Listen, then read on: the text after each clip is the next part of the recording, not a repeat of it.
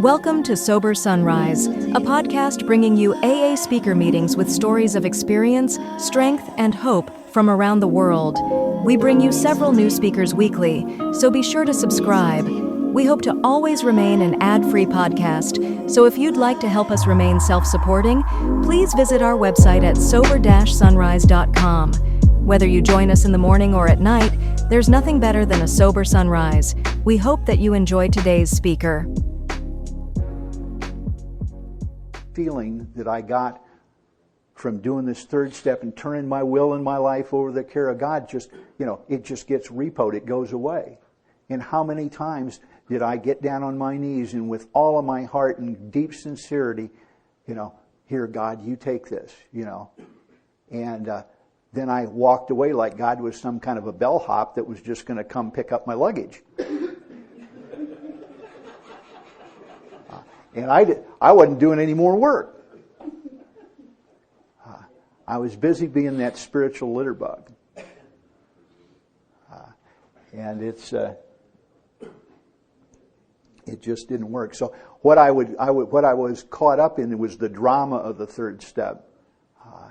And what I'm doing with the third step is I'm making the decision here. Am I willing to continue in this relationship with God? Am I willing to do the rest of the work? Am I going to show up and because the way we know whether I'm going to show up and what I'm going to do this, the way we know whether we met our third step or not is whether I find a pencil in my hand shortly thereafter. If I haven't got a pencil in my hand, then I apparently didn't mean what I said. So, anybody got any questions to this point? Okay. So the third step question here is really, am I willing to stop playing God?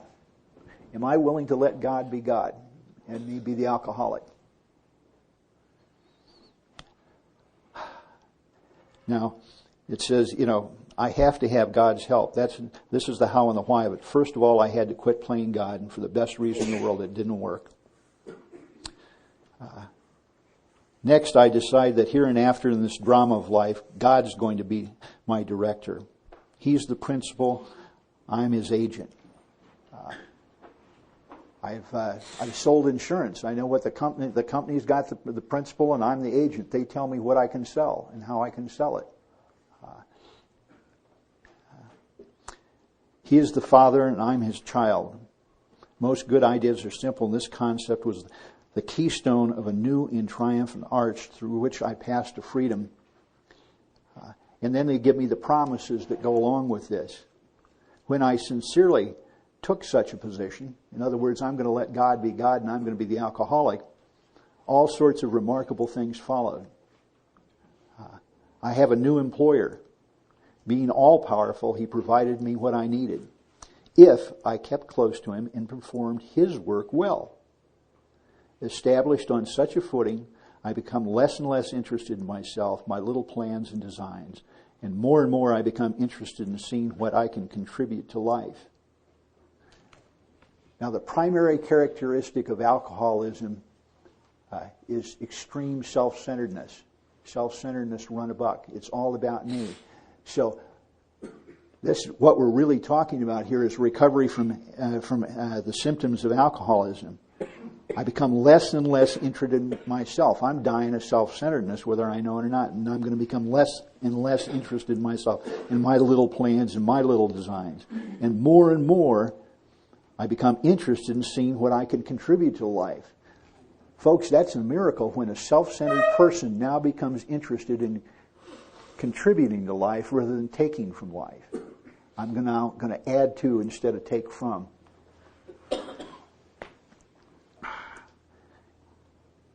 I feel new power flow in as I enjoy peace of mind, as I discover that I could face life successfully.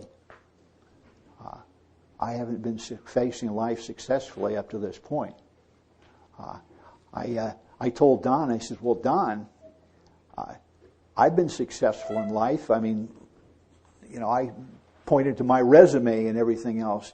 He says, no, you weren't successful. You just made a lot of money. And that was true. I made a lot of money at a pretty young age, but I didn't have any idea of really what to do with it, and I certainly wasn't a steward of it. And, there was a part of me there. An interesting phenomena. Professionally, I'm a certified financial planner. And it was pointed out to me a long time ago, and I started watching it professionally, and I have for about the last 15 years very closely. The guy told me, he says, Mike, you watch. He says, people that don't have self-esteem can't hang on to money no matter how much of it they got. And I've watched that repeated time and time again.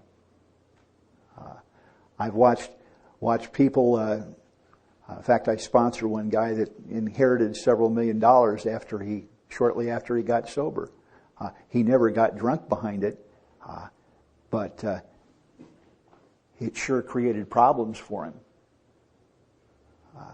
And I watched my own behavior. I sat down. I was telling Bob on the trip up here one year. A number of years ago, I sat down right after the first of the year to review the client accounts and see how much money we'd made for the clients and so forth. And I looked at all the clients' account, and then I looked at mine, and I realized that I'd made more money for each of the clients than I'd made for myself. Now, how the hell can a thing like that be? That's not supposed to be. And I realized when I dug into it that the reason that the clients made more money than I did is that I did things with my money that I would never consider doing with the client's money. See, don't you know that I know more? I'm an expert. I'm right on top of this. I wouldn't let a client do this, but I can zip in and out of this investment, and I'll know how to manage it. Well, I got the results in black and white. So for me, self-esteem is, you know what? I'm going to treat myself as good as I treat the clients. That's a spiritual awakening for a guy like me. And it's had a nice effect on the bottom line too. But all that stuff, I lived life for years just not noticing stuff like that. And wondered why it wasn't working, or why it didn't seem to be working as well as it should be working. And inevitably, when I sit down and one of the benefits of going through this work with the men I sponsor and others is that we get to find things like that. Everybody's got stuff like that in their closet. It shows up in different ways, but we all got stuff like that. The thing is, I don't need a single thing more. I mean, it's getting my head around the fact that spiritual development is about getting rid of things. It's not getting... I've got everything I'll ever need in the spiritual sense here. It's getting rid of the stuff that I've got that's blocking me from it. I'm like a guy that's trying to run a marathon with a backpack full of bricks here. Those bricks are my old ideas. And so every time I can find an old idea and toss it out of that backpack, my load gets lighter. I can move faster. I can move farther. I don't need to get anything to be a winner. I need to get rid of things. I love it. My friend Clint, his wife Linda, they were hanging around home one weekend a couple years ago, and it was a nice sunny Saturday. The weather was nice, and he says, "Well, dear, what should we do today?" And she looked at him with a big smile, and she says, "Well, why don't we go find an old idea and get rid of it?"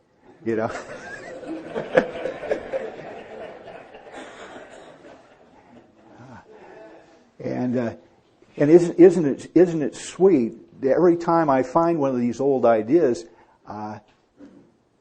it's good news. But I've got a mind that'll tell me that, I can't. I'll resist letting go of it. No. That old idea. That's an old friend of mine. I can't let that go. I don't want to let that go. And it's my head lying to me. I got to treat my head like that wet drunk we were talking about. Thank you for sharing, and move on.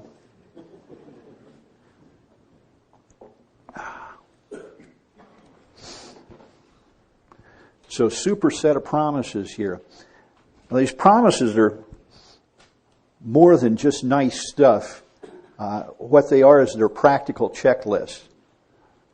And one of the things I liked here, particularly in the beginning, was they told me that if I did the work exactly the way it was laid out here, and I didn't get the results that I thought I should get, that I could come back and complain. And I was righteous, and I wanted to be able to complain. So those promises, I started paying attention to them as my checklist. That's how I know if I did the work right. So, and we come to this third step prayer here.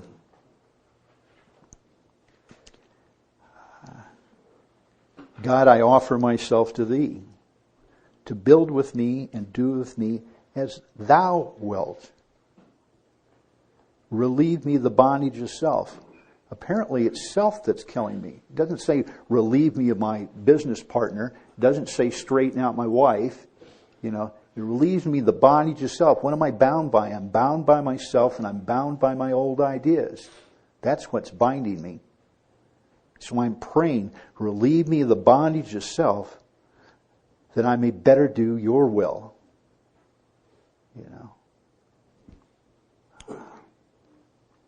Take away my difficulties. What are my difficulties? Is she my difficulty? Is he my difficulty? No. My difficulties are the way I'm living my life. My difficulties are my old ideas. My difficulty is that I'm bound to these old ideas, that it's in this old vision that this is the way it's got to be.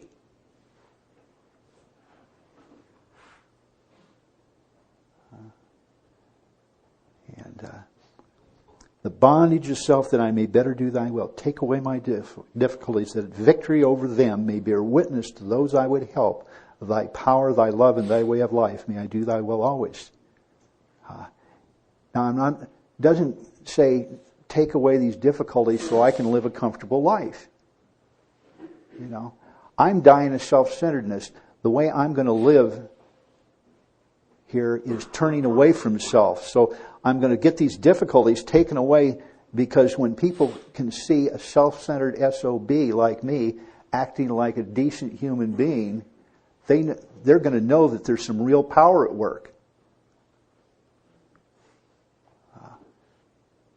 I bet many of you have had the experience of going to somebody and making amends and just have their jaw drop open, Some people literally would be stunned when I would say something as simple as, I've been wrong.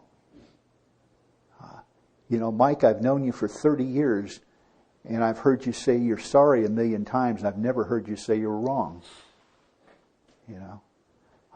There's power in this, and it has great effect beyond me. I'm just the channel that the power flows through. So it says, my difficulties too. I was just remembering, I love a story that Clint tells.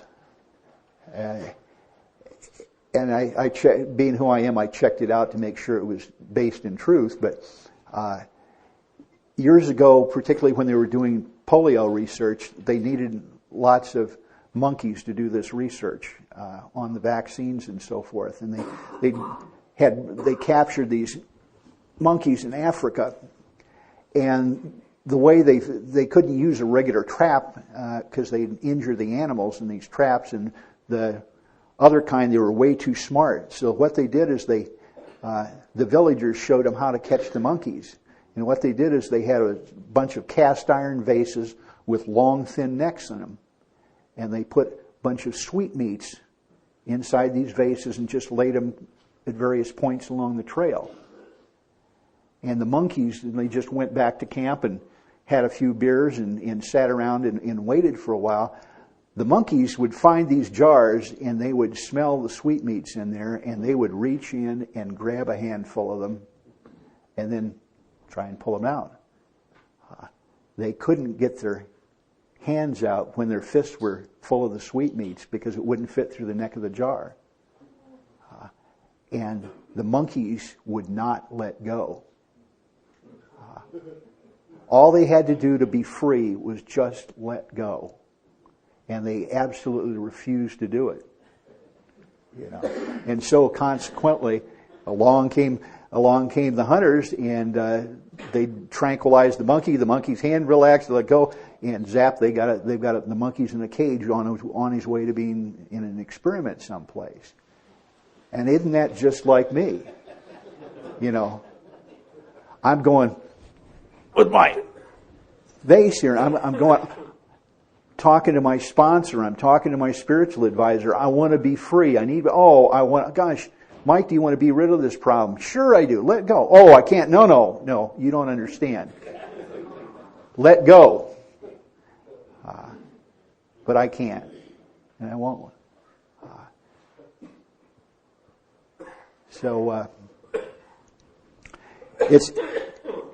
I'll tell you, just the image of myself with my hand up to my armpit in the vase is enough to help me along and let me go.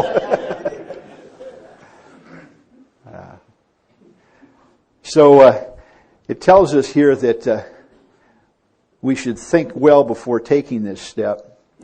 So what I'm going to suggest now is that we'll maybe take a 10 or 15 minute break and come back here. And those of you that want to, when we come back, we'll take the third step together and move on. So we'll see you in 10 or 15. Had a time to socialize anyway. It's marvelous watching the dynamic of this group change from last night to this morning here. Some of the conversations I had during the break, I'd like to. They brought up a couple of questions, and I think there's at least one gentleman over here that wants to share a little bit with us about an insight he's got around an image. And so we'll get started with that. Go ahead, if you would. Good morning. My name's Kenny. I'm from Roseburg. Hi, Kenny. My name is Ron. He's October 26, 1987. My home group's Kingman and Roseburg. We're being hired here in 1990. And when I came to the doors of Alcoholics Anonymous, I really had struggled with that third step, because of my image of the past, of a very damaging, punishing God. And so my sponsor over the years has kind of gave me an image, as it talks about, made a decision, turn a will in our life so the care of God has understood him. It kind of gave me the image of going to an attorney and giving my last will and testament to God, of all my wants and desires, over to him and listed them out and made a list of them and gave them over to God. And from over that, it really has taken that power of my will over to God, and it's kind of seen those dreams and desires really come about through his grace instead of through my confession of my confusion of disharmony in the world. So that's kind of one of the things that really helped me out over the years. Thank you. Okay, thanks. Yeah. Did anybody else have anything they wanted to share along that line?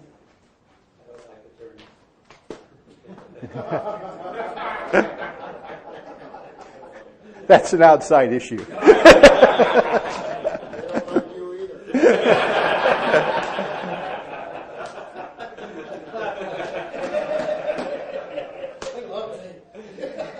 I solved that problem. My sponsor's an attorney, so one of the other things that was brought up to me by a couple of different folks is reminded me of the reservations I really had around this. If I really turned my will and my life over to the care of God, who and what was I going to be? Was I going to be all of a sudden, get turned into, for lack of a better description, a dork? Was I going to be one of these people that I kicked sand in their face all my life? Was I going to be, dull and boring and glum as the book talks about? And I can laugh about it a little bit, but there's a pretty strong secret reservation about just what this God was going to do with me if I really turned my will and my life over. And so it was a great comfort to me when it was pointed out. They said, Mike, look at the healing stories around the great master. And you see that you'd have the master going through the Holy Land, and he'd come along a man who was blind and crippled and had sores sitting by the road. And he said, you notice, Mike, that the master didn't go up and just zap that guy out of his troubles and tribulations. He always, in each one of those stories, went up and approached the person and said, would you like to walk? Would you like to see? You know, he asked their permission before he applied his healing powers. He treated them with great respect and never healed anybody against their will. And he'd tell the guy that couldn't walk, he said, would you like to be healed? And the guy would say yes. And he said, oh, well, get up and come along with me. And what do we do with people when they come here and I can't stop drinking, I can't stop drinking? Well, don't drink and just come along with us. You know? And what we all get is an opportunity in our own way to be healers. But if we're doing this deal right, we never heal people, or we never try and do anything to them without their permission and consent. And so one of the things that my conception of that power greater than myself, as God is part of it, is that God's very respectful. God's always a gentleman. He will not intrude where he is not wanted in my life. If I choose to banish him, he will leave me alone, and I can have the consequence. So it was important for me. I couldn't have even articulated at the time, but that was one of the great reservations I had around sincerely doing this. I had no problem with, here, God, you can have the problems. But having my life and my will, now that's wait a minute, So, any other questions? Right here. Yeah. Mark Gillett, alcoholic from Crescent City. Mark. I had a flash during the break. I took a walk out through the woods out here. And one of the things that you talked about was being a financial planner. And I was thinking to myself that turning it over for me has always meant, being a spiritual litterbug. Here's my problem. But I use a financial planner, and I take what's valuable to me, my money, my nest egg, and I make a decision to hand it over and say, here, you make something out of this. And show me how to invest it and how can I get a return on it. And it occurred to me that's what I need to be doing with my spiritual capital. Taking what I have good to offer, what I have good left in my life, because when I've made my own investments, it's always gone to hell in a handbasket, and eventually I'm bankrupt. Take that spiritual capital and hand it over to God as I understand God, and say, here, you invest it, make something good out of it. Maybe we can get a return from it. Yeah. And just the insight I had during the break. Yeah, absolutely. It's very, very close to something I came to a long time ago. Again, looking at the way I made my living, I realized that I'm a steward for quite a few $1 million of other people's money, and I get to make decisions and send it here and send it there and all that kind of stuff. And I have power there, but it ain't my money. I get to profit by being a good steward of that money and so forth. But the same way, God will give me the strength and the power to do what I need to do. But it's not really my power. The power is being given to me. It's been lent to me for a specific purpose, and I get to be a custodian of that was given to me. And where I get in trouble and where I go off the rails is I start thinking it's my power. We all know the story of the sorcerer's apprentice that picks up the master's magic wand and starts going around and trying to use the power for himself, and it just goes to hell in a handbasket. And that's the story of my life when I've misused the power that's given to me. And make no mistake, there's a lot of power here. There's a great deal of power in this room right now. Spiritual people are powerful people.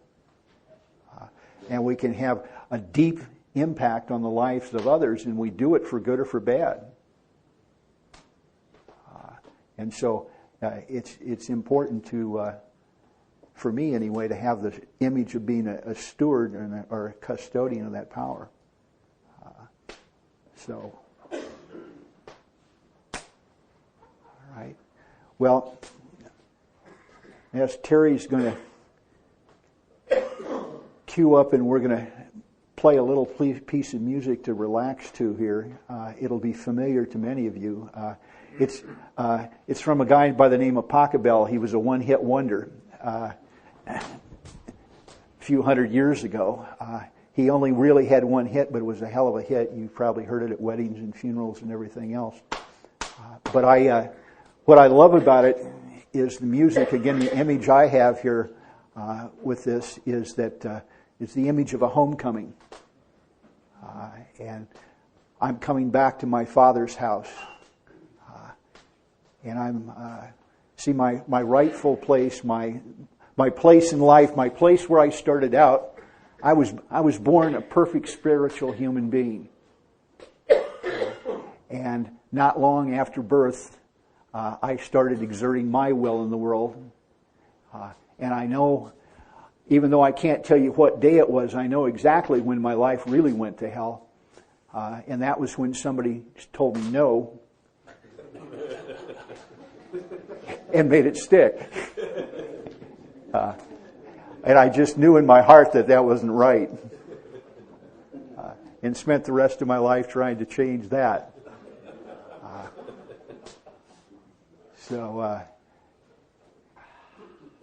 Old gal told me, she said, "Son, you can't come back where you haven't from where you haven't been." So I'm coming. I have the image of a homecoming here, and if that works for you, fine. If not, just relax and settle into the music here, and then we'll take that third step prayer together.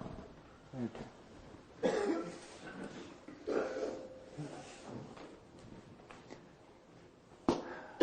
Which reminds me that you'll notice that there's no amen after the third step prayer in our textbook. The next time we see amen, which is it's finished, so be it, is at the end of the 7-step prayer.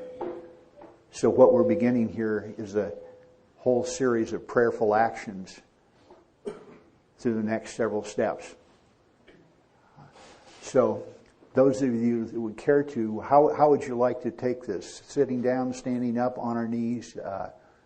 It's up to you. Okay. For those of you that are not familiar with the third step prayer, it's on the middle of page 63 in our book.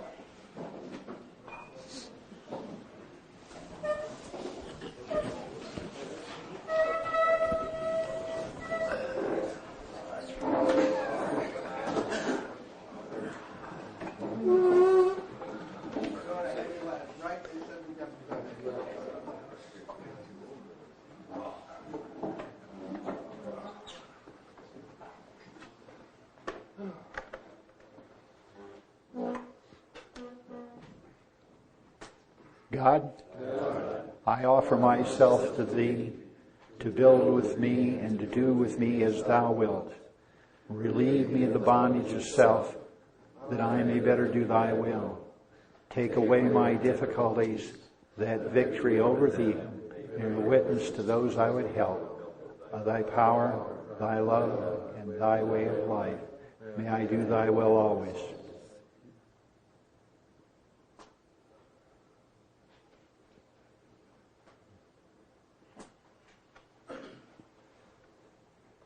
Let's go to work.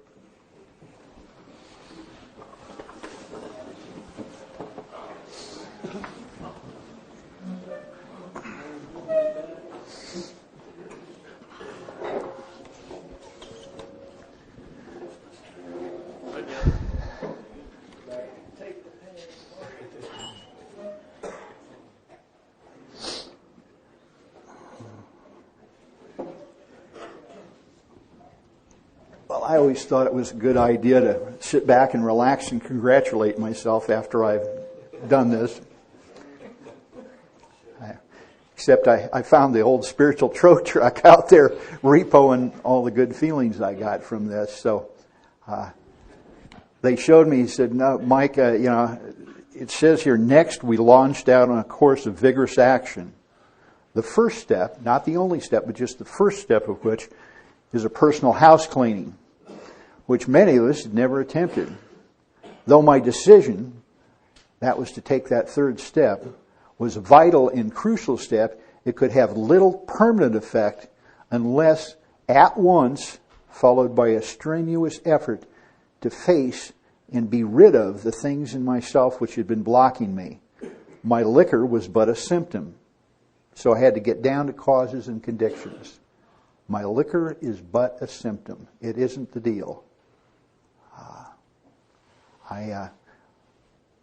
There was a promise in this for me, too, that they pointed out to me. They said, Mike, if you're willing to face this stuff, you can be rid of it.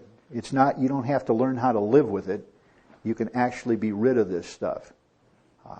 And that little piece enabled me to go forward with some of this stuff, because I wasn't about to put my shovel into that manure pile that I'd created.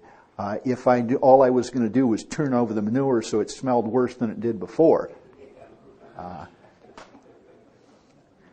So therefore, I need to start on a personal inventory. This was step 4. A business which takes no regular inventory usually goes broke.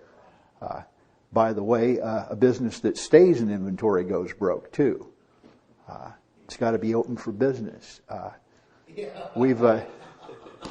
My nature is that if something works well, I take it to the extreme. And I went through a period of time, and I've seen it with some of the guys I sponsor, where I get I see, I can manage my life with inventory. And so I'll just write about every little thing that happens, and every blade of grass I bent, and all this kind of stuff. And I can stay so busy with inventory that I'm not able to be effective and do anything useful in the business of life here. Taking a commercial inventory is a fact-finding and fact-facing process. So what it's an effort to discover about the truth about the stock and trade. One object is to disclose damaged or unsaleable goods and to get rid of them promptly and without regret. If the owner of a business is to be successful, he can't fool himself about values. So this stuff means that they told me twice that if I'm willing to do this, I can be rid of this stuff. It doesn't have to push me around anymore. I'll still have the memory of it, but I relate to it in a different way. We did exactly the same thing with our lives. We took stock honestly. First, I searched out the flaws in my makeup which caused my failure. What are the flaws in my makeup that caused me to fail at the business of life, to not be effective? I'm not talking about the business of making money. I'm talking about the business of living. Being convinced that self, manifested in various ways, was what had defeated me, I considered its common manifestations. Resentment's the number one offender. It destroys more alcoholics than anything else. Now, I'm a little slow. I think I'm a great reader and a good academic. I'm a little slow, but they just told me alcohol or resentment kills more people than alcohol does. So if I've quit drinking, I've gotten rid of my alcohol, but I've still got the deadliest piece of it right there close to me. And if it's a resentment, I'm holding it close to me, friends. This is my little resentment. Don't you get near it. From it stem all forms of spiritual disease. For I've been not only mentally and physically ill, I've been spiritually sick. When the spiritual malady is overcome, I'll straighten out mentally and physically. And that tells me I need to set this stuff on paper. I'm here to tell you, I think one of the great disservices that at least some of the meetings in my part of the country, I don't know about here, is that we almost use this fourth step business as a hazing tool. Oh, you better be careful about that. Oh, you don't want to write that too quickly. Oh boy, if if you start writing about that stuff and digging that stuff, it'll just make you crazy and get you drunk. If you all the scared, oh, it's going to be terrible. You're going to really be depressed, and maybe some of it ought to depress me. The truth is that each one of these steps, and especially in my experience, including this, is a life-saving, life-giving step if I will apply it properly. Inventory isn't there as a harassment or hazing tool or some kind of a punishment. Oh, you got to go write about that. I get to go write about it. It's a step down the road to freedom. It's about getting free. I remember when I came to Don, and I guess maybe I ought to straighten something out now. Don was never my sponsor, but he was my friend and my teacher. One of the great things I got taught along the way is that every time I need to learn something new, I don't need to fire my sponsor and go hire a new one. Well, you don't have what I need anymore, so get out of my life. Thanks a lot for saving my life. No. We can both have a spiritual awakening. As a matter of fact, there are times when I get to sponsor my sponsor. I get a chance to give back to that relationship. And you know what that is? That's evidence that I'm recovering from this hopeless state of mind and body. It's now no longer about what you can give me, and if you can't give me anything more, get out of my life. The first time I got that lesson was from my first sponsor, a man named Neil, and was maybe about 6 months sober, and I'd been going to this big dose of meetings that I was telling you about, and Neil called me up and said, Mike, I'll be over to pick you up for the 7:30 men's meeting tonight. And I said, well, Neil, I don't think I'll be going. He says, oh, are you sick? And I said, no. And he says, well, then why aren't you going? I said, well, Neil, you know all these meetings I've been going to. He says, I just don't need a meeting tonight. And he came through the phone and got me by my shirt collar and said, you son of a bitch. Now, this was a guy that looked like Santa Claus. He was a sweet, gentle man. And so this got my attention. He said, you son of a bitch, the only thing that's happened to you in 6 months is you've changed from an ordinary thief to where you're now a spiritual thief. You'll come to our meetings if you think you need something and we can give you something. But if you don't think you need something right now, we can all go screw ourselves until you need something again. And tell me if that isn't just the philosophy of a thief. Somebody who takes and never gives. And I didn't like it, but it started to crack a light that I started to get it a little bit. What if all the people that showed up at the meeting, when I came in, were only the people that were terribly sick that night and unhappy and needed to get something? I don't go to meetings to get something. I go there to make a contribution. And I go there to make a contribution because as I show up, if I don't show up, my contribution's not going to be made. The meeting will be okay, and whoever's there will get taken care of. But I miss getting to make my contribution, and I found out that my real... One of my spiritual awakenings was the fact that I came here thinking about all the things, I need this, I need that, I got to have this. And I find out at the bottom line that I'm somebody who desperately needs to give. I desperately need to make my contribution. Needy people take, and we all need to take at times, but the sign of success and wealth is that we can give.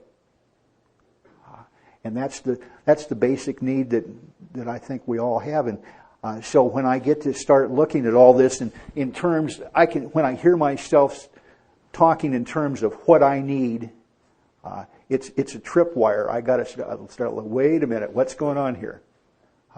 It's just like starting to sneeze and knowing that I've got the beginning of a cold coming on. When I hear myself talking about what I need and what I require, that's an indication that I may be developing a case of some kind of spiritual sickness here, and I better start paying attention to it, and I better get help.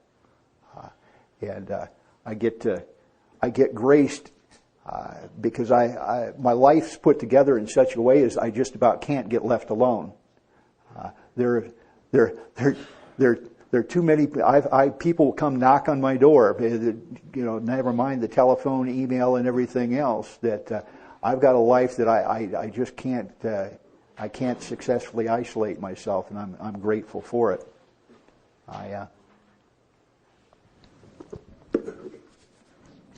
I got my life saved initially by writing bad inventory. I'll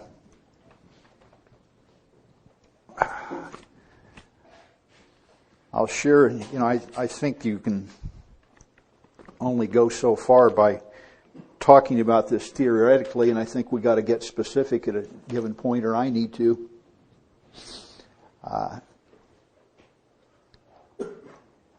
So the inventory, some of this inventory that I'm going to share with you, if I were writing it today, I'd probably write a little neater, a little better, a little tighter, a little more this or that or the other thing. But this was the inventory that at that time saved my life and carried me down the road till I could do the next piece of surrender.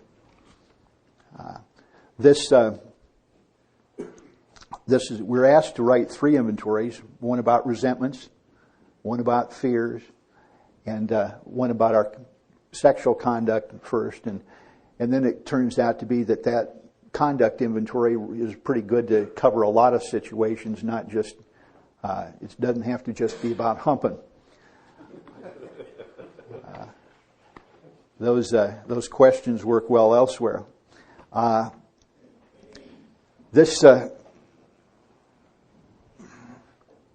free. When I wrote this piece of inventory,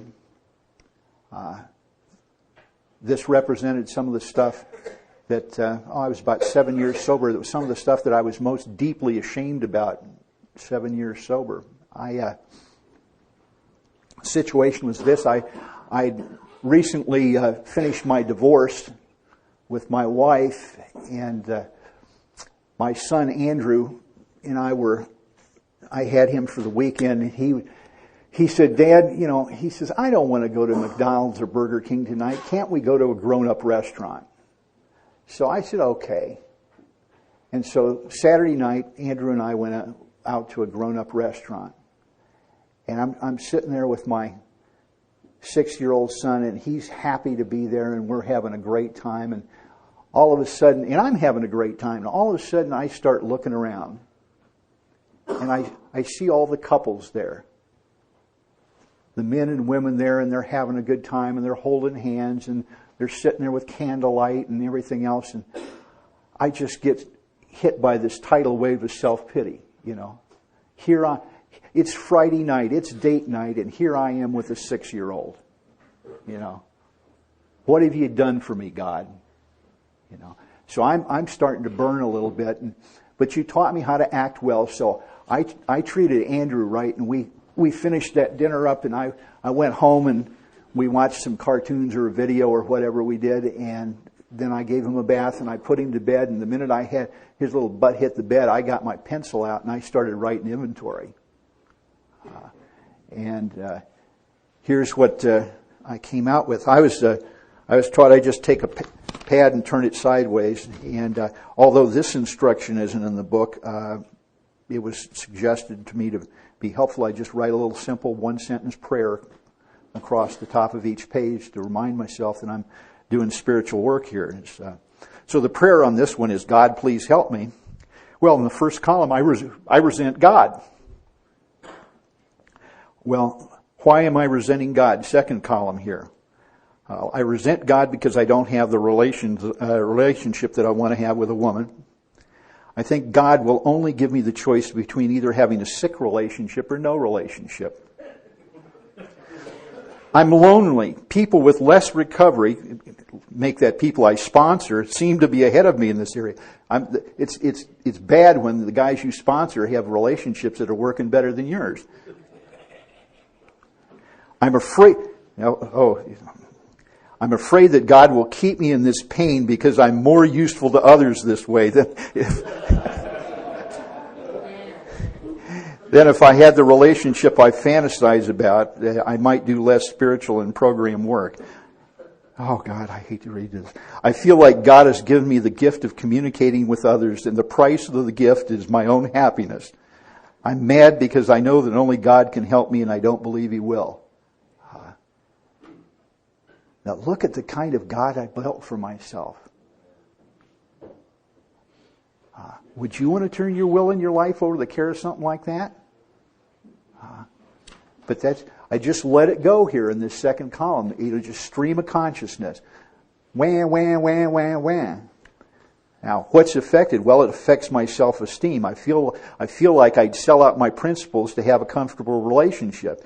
That is to say, I might do something like hit on a newcomer. As a result, I feel like a phony. Well, because I am a phony. It distorts my sex relations.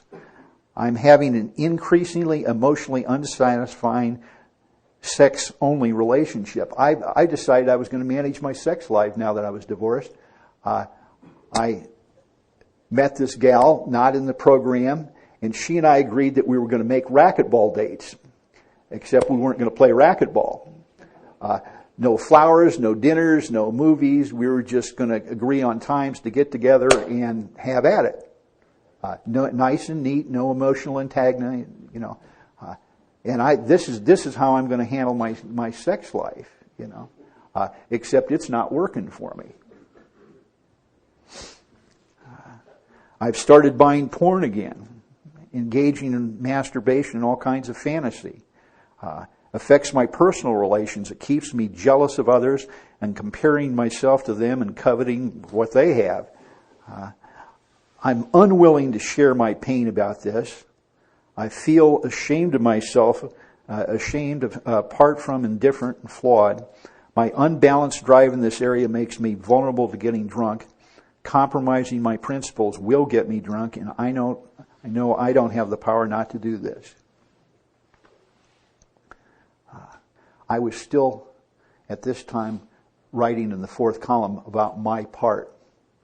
I think it was with this inventory that Don got a hold of me and said, you don't have a part, you've made a mistake. And our book talks about what we do is disregarding other people entirely. We resolutely look from our own mistakes. He said, Mike, you may only be 10% of the problem, but you own 100% of that 10%. Just a little mental thing here. But when I'm talking about my part, that implies that you've got a part. So it's absolutely impossible that I've forgotten about you entirely. I can't have put you out of my mind. If I'm busy still trying to play God, I'm going to decide what's my part and what's your part and all this kind of stuff. So we're just going to look at my mistake here. Well, I'm not willing to give this to God because I don't think He's interested or willing to help me out. I think I've got a God that doesn't care about my sex life, love life, relationships. I'm willing to sell out for relief. I'm impatient. I don't want Miss Right. I want Miss Right now.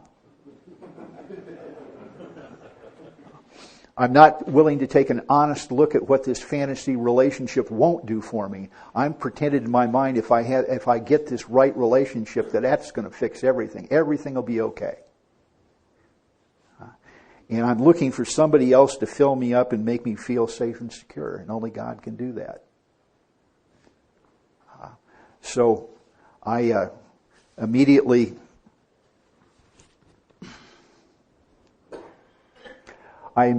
called Gary up. He was there in Indianapolis and read this to him over the phone. And then being who I am, if I do any work at all, I want to make sure I get the most out of it. So I start working my way west across the time zones. And Aurora, Colorado was the next stop with with Daddy, and so I read with him. We talked about it, and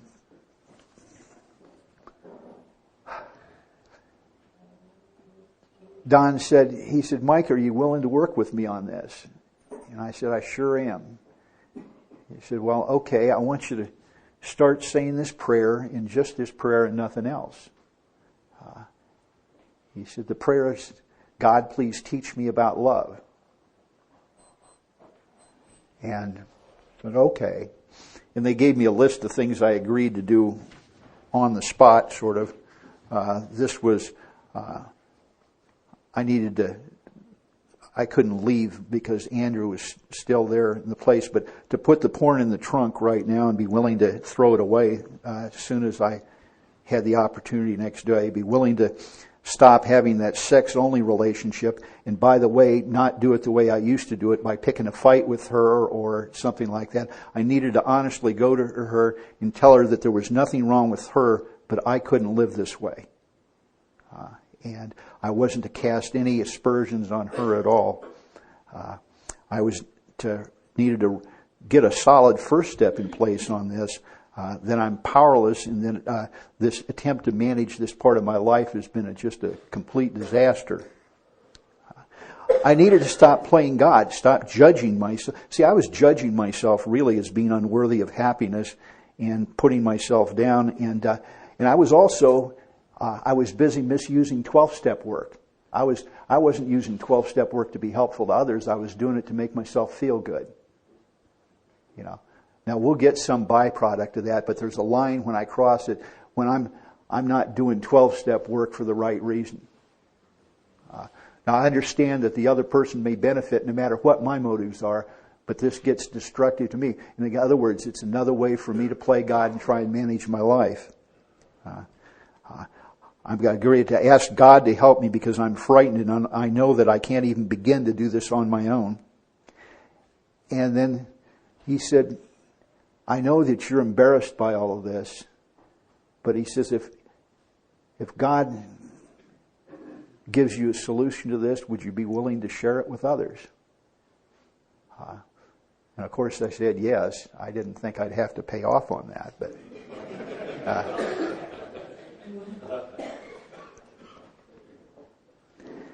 and that's the time I also, incidentally, out of that I got to write my first, it's not the current one, but the first ideal for my, he said, you know, if God would let you be who you'd want to be in a relationship, what would that look like? And he said, it's not a description of your ideal partner, you know, not Pamela Anderson or something, but you know, this is who you would like God to let you be here. And so the first little baby step here was this ideal. I'd like to learn to be fully present in a long-term relationship that's not full of anger. I'd like to learn to be less self-centered and more us-centered in my loving.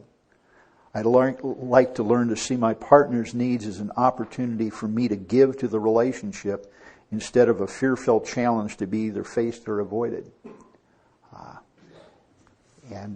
Not much, but a start. I now am willing to be specific about what, God, if you would do this, you know, this is what I'd like to have you change me into. And as I told you before, when I've been told that when I don't do what I'm told and I don't get the right results, that I can complain. And so a couple of weeks later, I called Don up and I said, Don, you need to know I don't think much of your damn prayer. And he says, well, why is that, cowboy? And I said, well, since I started saying that prayer, the only woman that I was really interested in for a serious relationship got a job transfer and she's left town. And I went to my doctor and he gave me some blood pressure medication that made me impotent.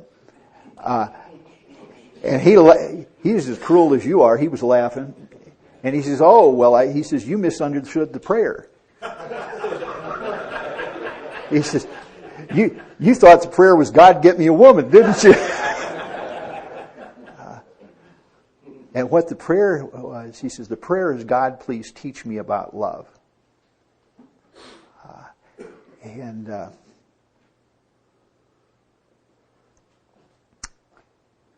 he said, hang with me on this. Please keep working. And so I continued to do that, and all of a sudden I fell absolutely head over heels in love with my son. He and his mother had always been closer than I'd been. We had a good relationship, but there was just something different. And all of a sudden there was a barrier that went down, and it's been sweet ever since. Oddly enough, he doesn't talk to his mother these days, but he talks to me.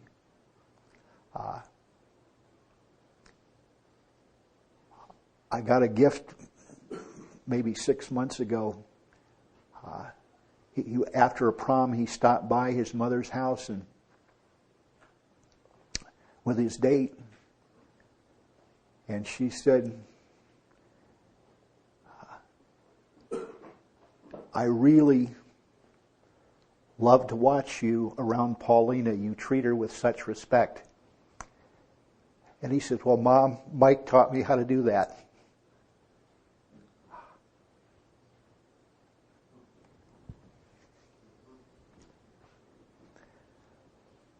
That wasn't what I was looking for.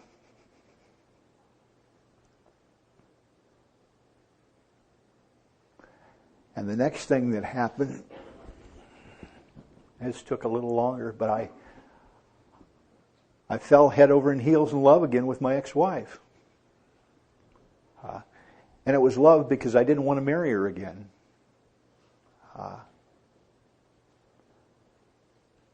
And we were going to one of the first things we could do after the divorce was went to a PTA meeting together, and she's in the program, and I'd made amends, and so had she, and we were riding along. In fact, I've had a weird experience that probably most people have. I've had my ex-wife fifth step with me, and we've swapped fifth steps.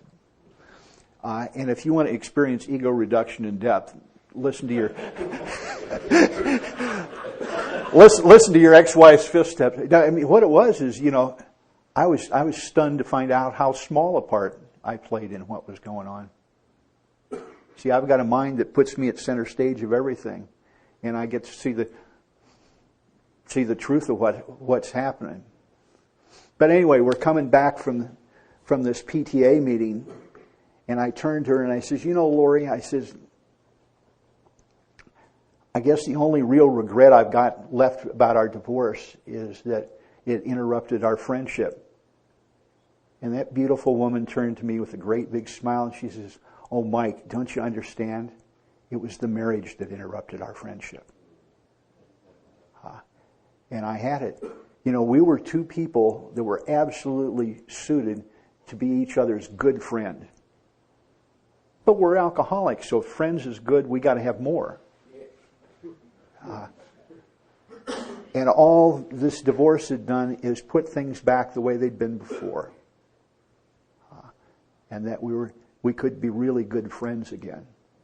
And we could cooperate around raising Andrew. I got to tell you, I really didn't want that divorce, and I had all my good intentions marshaled, that we need to keep the family intact. We need to do all this good reasons for this.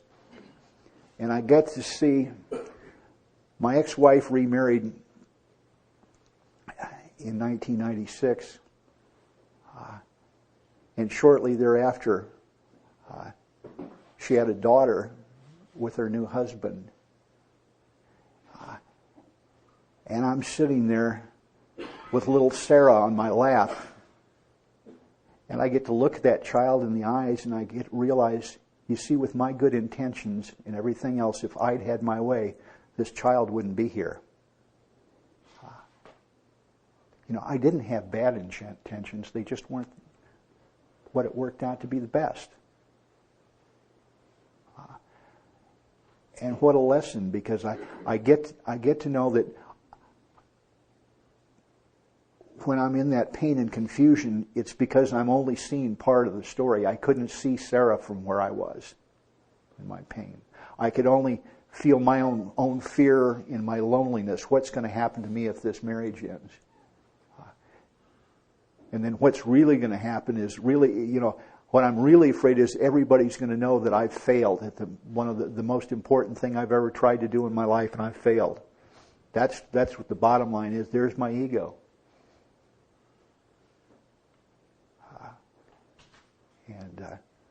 So I get to find out that being wrong isn't such a bad deal.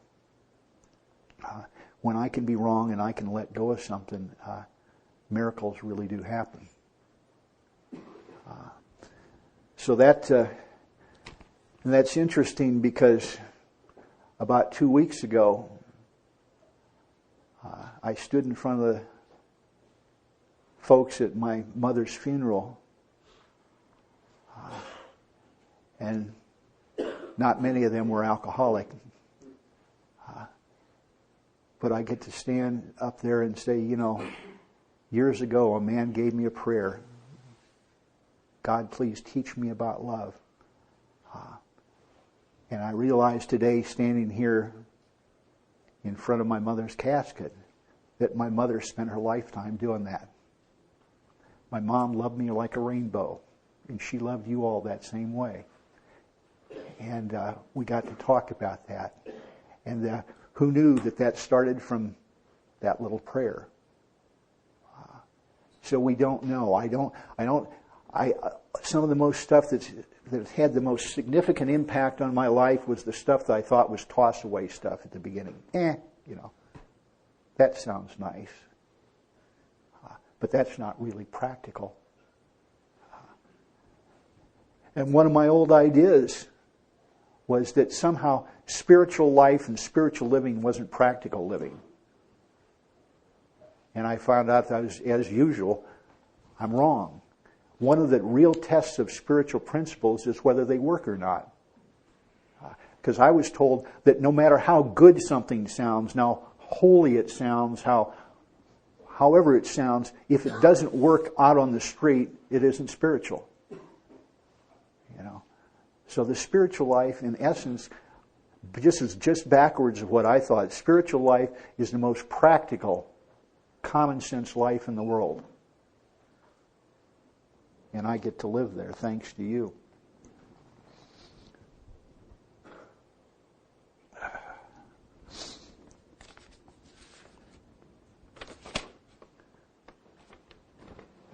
Here's a little deal around business. Dear God, please carry me past my fear and anger into the truth. Who do I resent? I resent Charlie.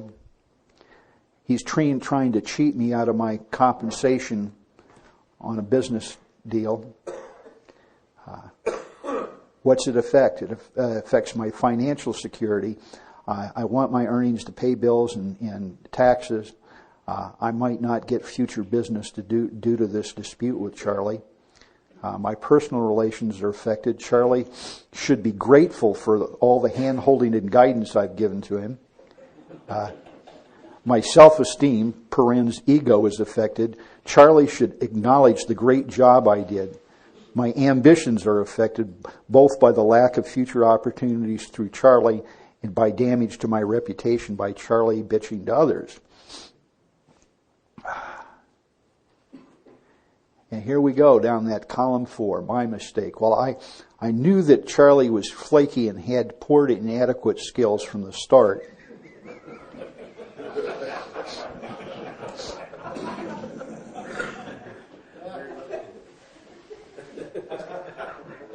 Charlie used to do brokerage through our office, and I mean, he was the guy that he never had any paperwork filled out, or if he did, it was filled out wrong. It was, he's just a walking disaster. And I know this up front, but I decided to essentially go into business with him. But I became involved anyway. I egotistically wanted to put together this tough business case and show him that I could do what he couldn't. Charlie had in it a local corporation. He knew a couple the major shareholders, and he could get me in the door there, and I couldn't get in the door on my own. So I'm wanting to use Charlie. And at the same time, I want to show him that he may be able to get me in, but I can, by God, do what he can't do here. I foolishly invested way too much of my time in doing this so that my compensation became more and more important to me. The more time I invested, the more I needed to get paid.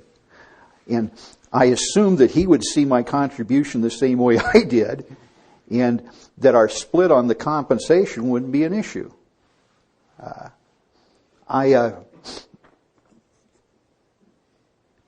Many of my actions made my disdain for him clear. I disrespected him in front of the clients. We would go into meetings with the directors of this corporation, and on the way in, I'd tell Charlie, look, just take a seat back along the wall and let me do all the talking. You know, if they ask you a question, just pass it back to me. Don't say anything. Well, he's a human being and has an ego, and being told essentially to shut up and be a statue is no way to treat somebody. So I get to see one more time that my troubles really are of my own making. Nobody put this mess together but me. And I made it worse by why wouldn't he figure that he ought to have more money out of this deal after he had to put up with my dissing him through all of this stuff. And so I get to go to Charlie and make amends. And Charlie and I don't do business today, but I can run into Charlie on the street and it's okay. And I can run into Charlie with clients and it's okay, and one thing and another. But this inventory is just a very practical, quick, clean way to clean house and get this stuff out of my life. Fortunately, the progress here is I didn't have to. I think I spent about a day and a half trying to rationalize things with Charlie, and considering whether I was going to sue him and all that kind of stuff. The other little form of inventory here that I want to suggest to you was one that I started doing a number of years ago at Clint's suggestion. We were together at a conference, and I was talking to him about some stuff, and he gave me the suggestion for what I call my little Post-it note inventory. And what I do is, at his suggestion, in the morning I sit down and take a couple minutes, and he said, just write out the 4 or 5 things you're not going to be willing to do today in order to have a better relationship with God. I said, well, Clint, how about all the things I'm willing to do? And he says, oh, those won't cause you any trouble.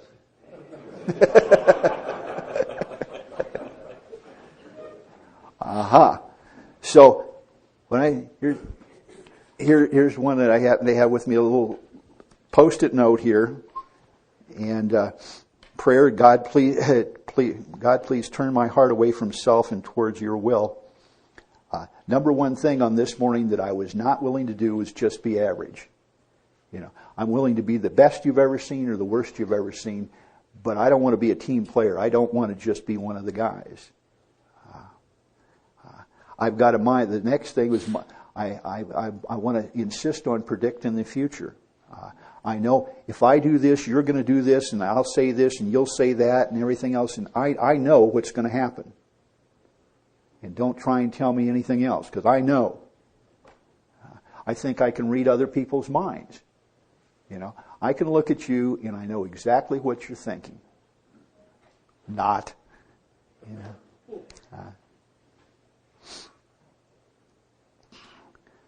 I have a hard time believing that the rules all apply to me.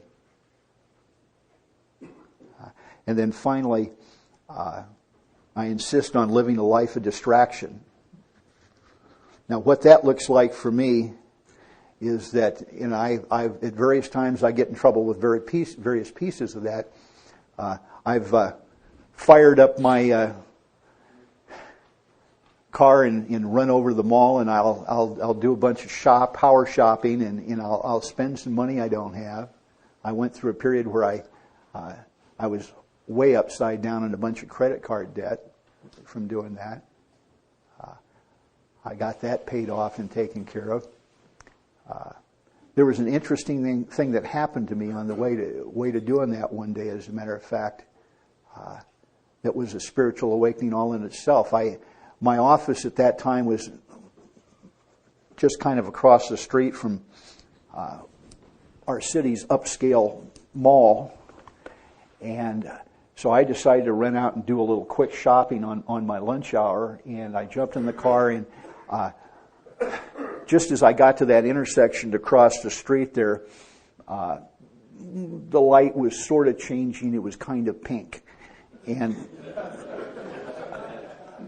I just floored it and shot through the intersection, and this jerk in this green minivan honks at me, and I don't remember if I flipped him off or not. I could have. But anyway, I'm in there and I'm driving around trying to find a place to park, and I look in my rearview mirror and I got a green minivan on my bumper.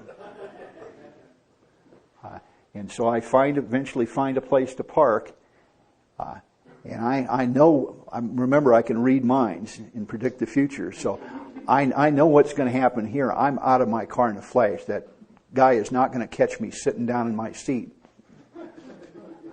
So I'm out of the car and I'm ready for trouble. And he comes around the end of that minivan, and I'm winding up. He's not gonna get the jump on me. And then he says, "Mister, would you mind stepping over here and explaining to my daughter why you're getting that parking place 60 seconds sooner than you would have otherwise was worth risking her life?" Whew. Just all the air went out. I get to see myself for who I really am. You know, if you ask me, am I willing to risk a kid's life in order to get a parking place? Of course I'm not. But see, I'm blind and I'm wrapped up in self-centeredness. It's all about me getting to the mall and everything else. And so I'm spiritually blind and I don't get it. And so much of this stuff, it's not about me finding answers in life. It's about me working my way to where I get the right question in life. If you can give me the right question, I'll come up with the answers. You're going to risk a kid's life in order to get a parking place? Of course not. Distraction, you know, I can be busy at various times. We talked about it. Sober, I can be busy chasing somebody else's wife, so there's a lot of tension and excitement in that. That's distraction.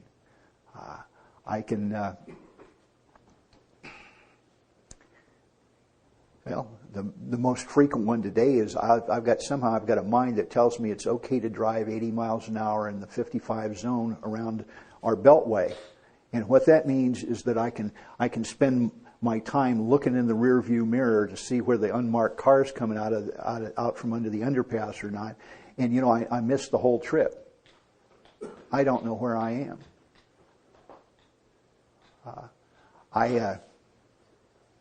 That reminds me of an experience I had with my first sponsor. Neil and I were riding around. I don't know why he got in that death trap of a car with me, but Neil was in my car and we were going out to lunch, and we were on the freeway, and I got cut off by this jerk driving a blue Ford Escort, these little crap cars, and just cut me off. And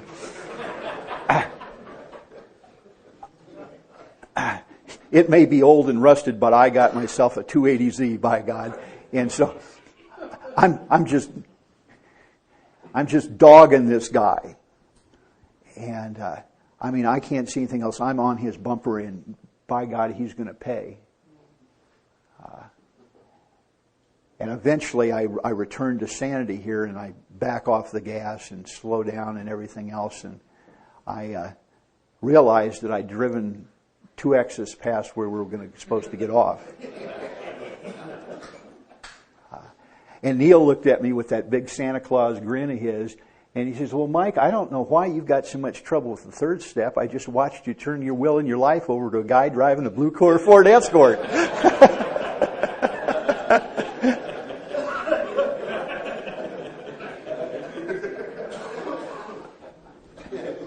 I get all this stuff happening to me, and I'm just clueless. I thought I was the guy with the power there. So let's give the smokers a break here and come back 10 or 15 minutes, and we'll talk about some fear.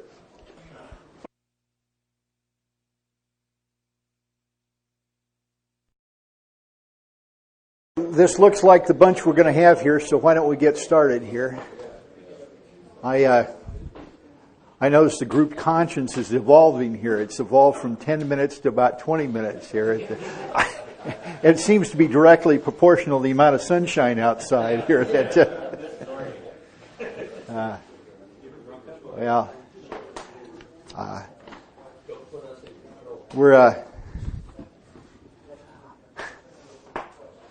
It's funny how sometimes we just get that little rapier-like thrust that exposes the truth. I remember whining to Don one time and said, Don, I don't think God's going to work for me.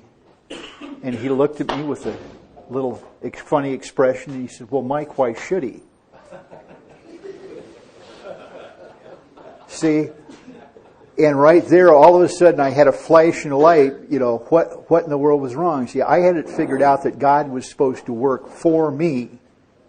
He says, that's probably not the relationship that's going to happen here. I'm probably not the employer, and God's probably not the employee. So, talking about fear, it's sometimes, I write more and more fear inventory today and less resentment inventory because I quickly realize that I don't resent anybody I'm not afraid of. I just don't. And so if when I write resentment inventory, I try and pick the fears out of there, and then we take it into fear inventory. Or sometimes it's a fear that just directly crops up. This little piece here, I realized it was before I was the first one of these that I was ever asked to do out of town was in Santa Barbara. And I realized as the time approached for that I was really getting frightened and couldn't figure out what all that was about. And it occurred to me, I finally got down to, well, I'm afraid to get on the airplane and fly out there. And so, again, Post-it note saved the day. It in the big book. But why? I asked myself, well, why am I afraid of flying? Well, I'll be out of control. I'm going to have to wait in that aluminum tube in terror till I hit the ground and die.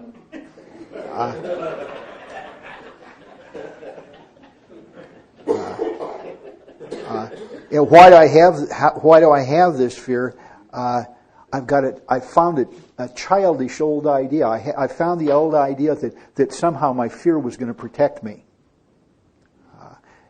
Kids believe that, and that meant when the monster was under the bed, my fear protected me and kept me in the center of the bed. But I'm adult now. I have it because I'm not trusting God, obviously. I believe that I deserve to be punished for my wrongs, and I've got a God that's going to punish me in that way, and that I deserve to die a horrible, painful death.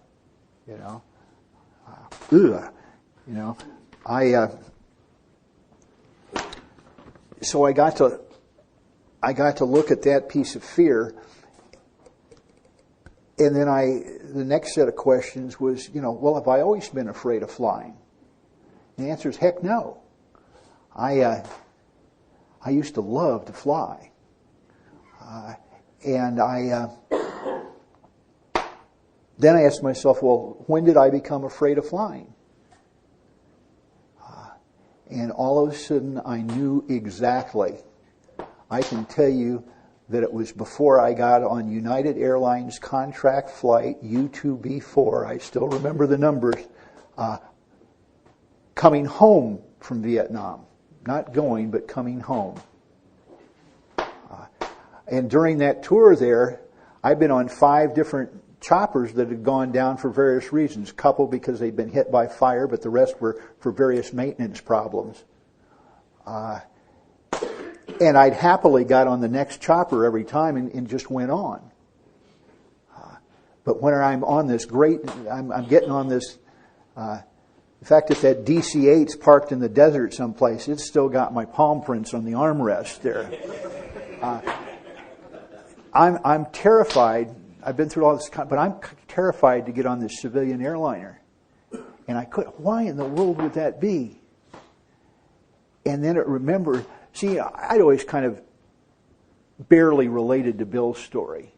And all of a sudden, I came to my mind Bill's story. Bill talks about going to Winchester Cathedral before he went over to France in World War II and talked about needing and wanting God, and God came to him. And, in my own crude way, when I went to Vietnam, I know I'm an infantry grunt, and I'm going to Vietnam, and no matter how good I think I am at my skills here, my survival is completely out of my hands. You got to practice some common sense here and so forth, but it's really not in my hands whether I make it out of this deal or not. And so, in my own crude way, when I went there and entered that combat period, I turned my will and my life over to the care of God, whether I understood it that way or not.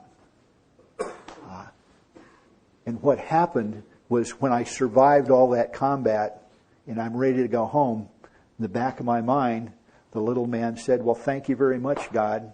I'll take it from here." And right at that moment I began to manage my life. I had fear. And so, the inventory taught me something. Now, one of the marvelous things is that I've discovered is there's no better recycler in the world than God. God will take the trash that I produce, trying to live my life my way, with good motives even, and He'll recycle it into something useful for somebody else, if I'll just let Him do that. And one of the things I found out from this little piece of inventory, I was at a gathering sort of like this once, and I somehow out of order on almost near the beginning on Friday night, I happened to mention this. And I looked over, and the guy that was doing the taping had tears running down his cheeks. And, it's all about me, so I'm going, am I that bad that the taper's crying? I mean, that's... because this didn't seem like sad stuff. And got through the session and went on the break, and coming back from the break, the guy grabbed me coming back, and he said, "Mike, because you would have no way to know this, but I've got a son that's dying in a town far away from here, and I haven't gone to see him because I'm afraid to fly."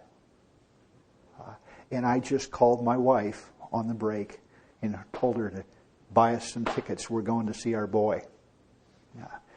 See, so if I clean up my little mess, if I submit to myself to this process, that's the kind of world I get to live in. I've always got the choice at any given time. Am I going to live in my world, or am I going to live in God's world? My world, God's world. If I live in my world, I get the consequences of living there, and if I live in God's world, I get the consequences of living there. What's my choice to be? And that's why it's so important for me to pay attention to my experience, because I don't know who or what or how anything's going to touch anybody else, but I do know it's our way of living has its advantages for all. And I thought in the beginning, because of my ego, that meant that everybody out there ought to live the way I live, and then we'd all be better off. And I got taken back into it and said, "No, Mike, when you live this way of life, we're all better off." And so when I live this way, I get to make my contribution.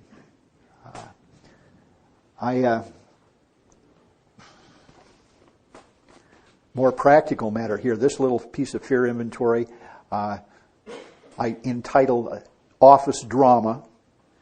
"Dear Father, please take away my fear and direct my attention to your solution. My first fear, Dave, my partner, is going to demand a change in our office sharing arrangement. Why do I have this fear? Well, I've let my business relationship with Dave drift along. I haven't been willing to force a definition of the relationship because I fear more responsibility, either in terms of production targets or cash contribution. The vagueness seemed to suit my purpose. The better way, trust God and humbly seek His help. I need to honestly look at Dave's side of things and remember that he has fears too. I need to be willing to be specific as to duties and responsibilities. Fear under that, I'm going to be harmed by an acrimonious breakup. I've seen some of Dave's behavior toward previous partners. He's done petty things like not forwarding the mail or forwarding phone calls. I have to trust God and humbly seek His help. I must strive to treat Dave fairly, treat him the way I want to be treated. I'm afraid of possible financial disputes arising out of years of unreconciled expenses. My willingness for an accounting varied with whether I thought I was ahead or behind. Imagine that. Again, the vagueness seemed to suit my purpose. I have to trust God and participate in an honest and fair accounting with Dave. My income's going to be harmed. Oh, now we're getting closer to home here. It appears that no matter what the resolution may be, that my expenses will increase. I'll have to pay Dave, buy equipment of my own, or partner with somebody else, whatever the cost that entails. Again, trust God. My income doesn't need to be harmed in the long run, provided I become more productive. I'm going to be forced to change the way I do business. You see me drilling down here? The fear beneath the fear. While I serve my clients well, I do it on my terms and in my time. I spend virtually all my time on the care and feeding of current clients and very little on prospecting for new ones. Again, I must be willing to embrace change in order to outgrow fear. And then we go, the fear behind that one. I don't know how to change the way I do business. I've never been in a business that required me to be successful at prospecting. I've never had any kind of mentor in this area. Dave is as lost as I am and can't teach me anything here. Again, I must acknowledge my shortcomings and be willing to ask for help and accept it. I need a business sponsor. Now we get down, here's what the real fear is. I'm going to fail and be humiliated. I've got this fear because I'm not trusting God. I'm trying to manage a relationship with another alcoholic. Both of us suffer from the disease of extreme self-centeredness, and trying to manage this is insane. I must have God's help. And the answer is trust God and humbly seek His help. God loves me and wants my happiness even more than I do myself. He doesn't cause me to fail. He allows me to fail so that I can learn, not as a punishment. I need to focus on God's agenda, not my own. That got set aside. Those problems got resolved. And here's one I'd rather not read you, but I will anyway. This is called Palm Springs Trauma. In the background on this was, a number of years ago, I got asked to be a banquet speaker at this shindig for 2,000 people in Palm Springs. And I was actually filling in for the real banquet speaker, who would have been Don, but he was ill at the time. And anyway, as the time for this conference approached, I went to one of our local speaker meetings, and a guy I've known for years and really like in the program spoke that night. And I came out of there just muttering to myself, gosh, this guy did a horrible job. Has he lost his mind? Blah, blah, blah. Just all about him and this rotten job he did. And I get about 3 blocks from the church, and I'm going, wait a minute. This isn't about him. This is about me. I'm scared. And that's where I'm kicking up all this dust. So I got home and I sat down and wrote about my fears here. My first fear is that I'm going to give a boring talk in Palm Springs. Well, why do I have this fear? Well, I'm full of pride, ego, and self-centeredness. I want to impress people rather than to truly be of help and service. I want to show them how good I am rather than how great God and AA are. The better way here. I trust God. I must turn to God and give the talk He wants me to give. Well, the next fear under that was I'll go blank and forget everything I know. Well, I've got this fear because I'm managing my life and I'm not trusting God. The answer, trust God, of course, and let Him clear my mind of self-serving thinking so I can speak the truth.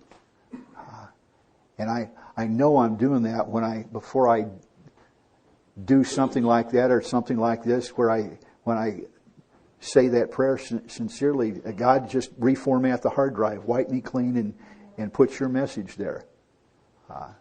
Not my agenda. The next fear is I'm going to be an embarrassment to the people who recommended me. Well, I got this because I not only want to manage my life, I want to manage the feelings of others. And I'm not doing this for their benefit. I'm doing it for my benefit, my comfort. Trust God. I remember that I'm doing this to be a service.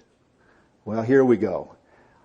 Next, I don't really belong with this in crowd, and I'm not who and what they think I am. I've got this because I'm busy reading minds again. Once again, I'm more concerned with being what I fancy others think I should be than what God wants me to be. I'm trying to fit myself into your picture frame instead of God's vision for me. The answer here is to trust God. The truth is that I've always received an abundance of love. Per the St. Francis prayer, I must seek to love rather than to be loved. And then you think, after all of that, I just couldn't believe when this popped out here. The next fear is, I'm never going to be asked to do this again.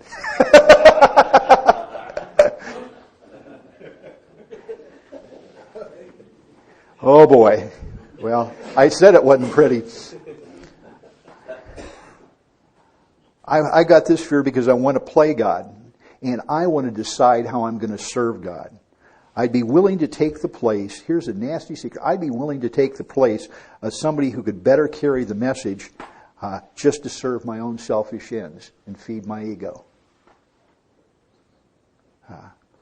Trust God, and then it came to me, perhaps I can serve God even as a fool. In any case, it is for God to determine how I will serve Him. I only get to decide if I will be of service, not how I will be of service. And then finally, this little gem. People will praise me out of kindness and pity.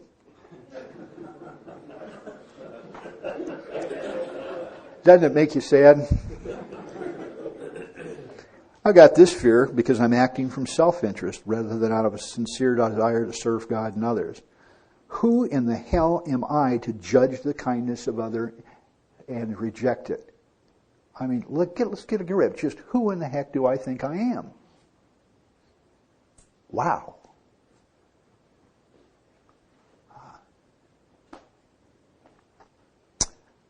I will always suffer when I turn to sources other than God for my sense of worth and well-being. And one of the great stuff about this is I turn the page over and I go through that little exercise I told you about last night. I get to, okay, some guy I sponsored read this inventory to me. Now, what does this guy that read this inventory, what's his relationship with God like? What does he believe, apparently? And I get to look at this. God's waiting to get me. God doesn't care about my happiness, and God would like to make a fool out of me. Now I get to ask myself, because that's what the guy that wrote this inventory believes, right? I get to ask myself, is that true? See, it's the question that's important. Is that what I really believe? Is that the God that I want to have in my life? They told me a long time ago, and I didn't understand it when they told me, but Mike, if you want a better life, you better get a better God. Because the fact is, if God is the way you think He is, and people are the way that you're sure they are, you're screwed. There's no hope for you. So you've got a choice. You can either try to swim with your both arms wrapped around that anchor, or you can let go and get a different God. And, at this time it was what I truly believed was God doesn't think comparatively. I'm a child of God, and He loves me absolutely and unconditionally. God won't make a fool of me, but I can make a fool of myself by trying to be what I'm not. God wants my happiness, not pleasure, even more than I do. And so that's the deal. When I start out with an inventory about a little rotten fear about a speaker that I thought was antagonizing me, and what I get, the gold out of this, is I get to have my relationship with God straightened out and put on a footing. This is how God and I spend time with each other and get to know each other.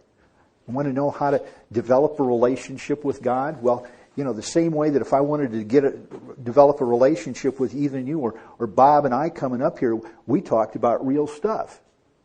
We didn't talk about how much money we made on the way up here and this great deal or that great deal or what kind of cars we were going to buy. We were talking to each other from the heart. And Bob and I have got the beginnings of a relationship.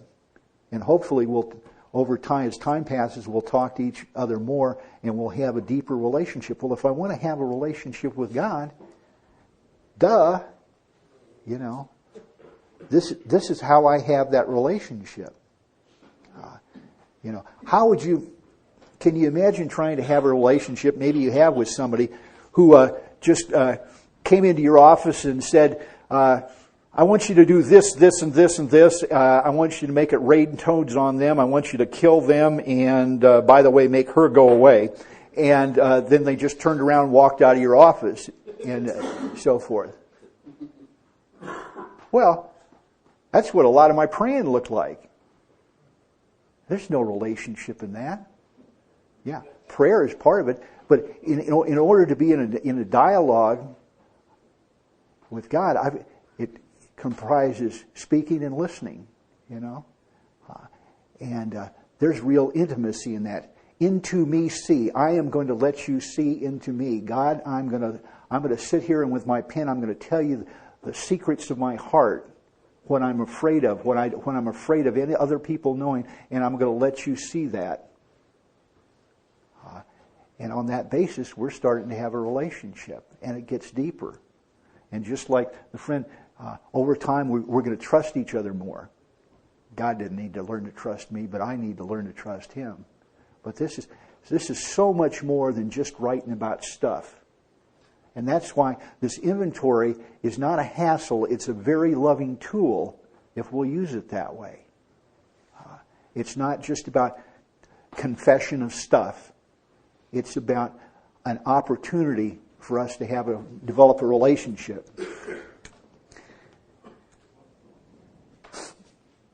I started out last night reading that inventory about my sexual conduct with my fiance.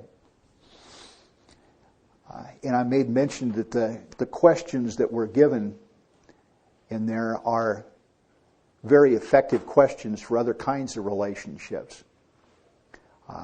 And so some years ago, my mother went into a care center for Alzheimer's disease in 1997, November. And she went into a center that was near my old hometown simply because the conditions and the staffs and everything else were better with a bunch of people, Iowa farm girls and stuff that staffed the nursing home that was close there than what we could find in the big cities. Matter of fact, the people that owned this facility had some of their own relatives in residence there. So she got very special care there. And I have two brothers that still live close to her. And my sister lives in St. Louis. And I live where I live, you can't really fly from here to there, and it's about a 6-hour drive. So I noticed that things weren't right in my heart with my mother here, so I needed to write here. And I used the questions from that sexual conduct inventory. Father, please set aside my prejudice so I can see the truth. This is Mother. I have selfishly avoided my mother as her Alzheimer's has progressed. I've called infrequently and done minimal visiting. I've dishonestly assumed that her condition prevents her from realizing what my behavior is, that I can just show up from time to time and she won't know the difference.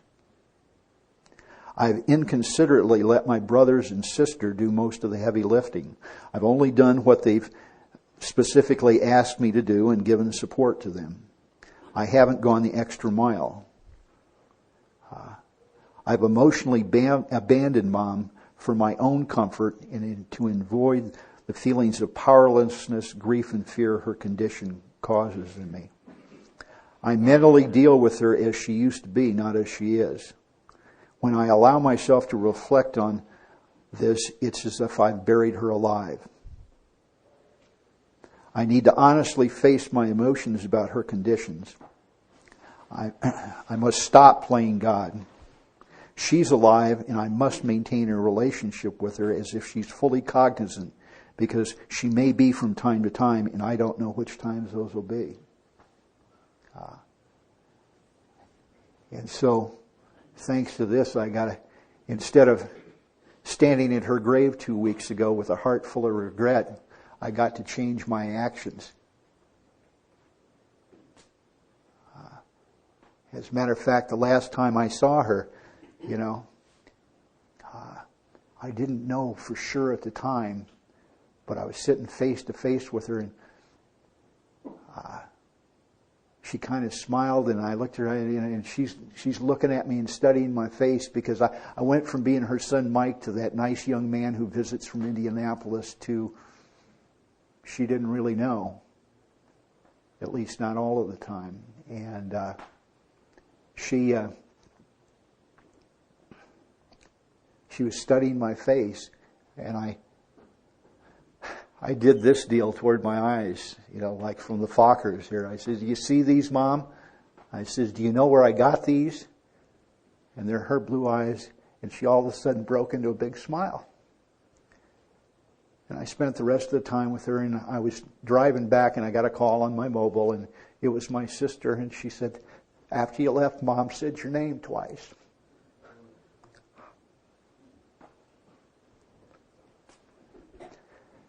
See, I used to say my mom suffered from Alzheimer's, and that wasn't the truth. I suffered from it.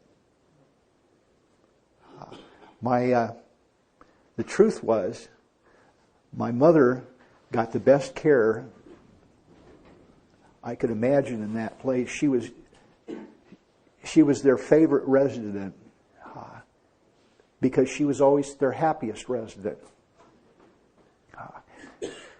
And I all of a sudden realized that living in a condition that she deeply feared to be in, that she was happy because she was living 100% of her time in the present. She wasn't pissed off about anything that happened in the past, and she wasn't even worried what she was going to have for dinner. She was right here, right now. She's where all the gurus tell us to be. Be here now. Mom was spiritually perfect, and she was here now. And that the problem was mine, not hers. And so I got to see the truth, and I got changed.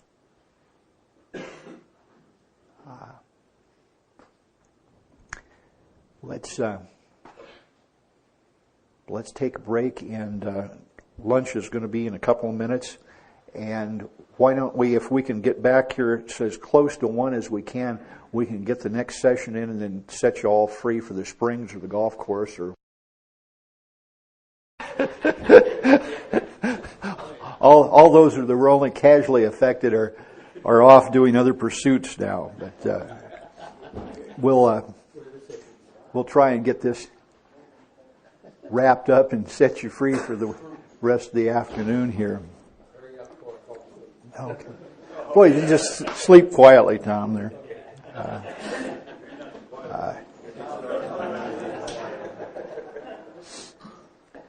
I had some questions, and I realized that I omitted telling you about what back home we call the bridge. And the bridge for us is simply those series of actions that we take after we've written the third column and we're trying to make our way to the fourth column, from how I'm affected over to my mistake here. And so we'll sketch that in here. Down toward the bottom of page 66, it gives me the outline for this. It says, I'm going to turn back to the list, for it holds the key to my future. Okay, you got my attention now. I'm prepared to look at it from an entirely different angle. I begin to see that the world and its people really dominated me. In that state, the wrongdoing of others, fancied or real, had the power to actually kill. How can I escape? I saw that these resentments must be mastered, but how? I can't wish them away any more than alcohol. I don't know if any of you, like me, tried to wish resentments away. I used to go, oh, I forgive you. It's no big deal. I forgive you. And it was a big deal. And I didn't forgive you. And finally, it was an Al-Anon that set me free on this. She said, you know, Mike, if I can't tell you no, saying yes to you is meaningless. And I found out until I got down and I was willing to touch and feel and write about and experience the anger I had towards you, my forgiveness was bullshit. You know, it was just some kind of a deal I did to make myself feel temporarily better, and it wasn't real forgiveness because I was right back in the same place sooner or later. So I don't get to spew that on you, but I need to get it on paper and understand just how angry with you I am.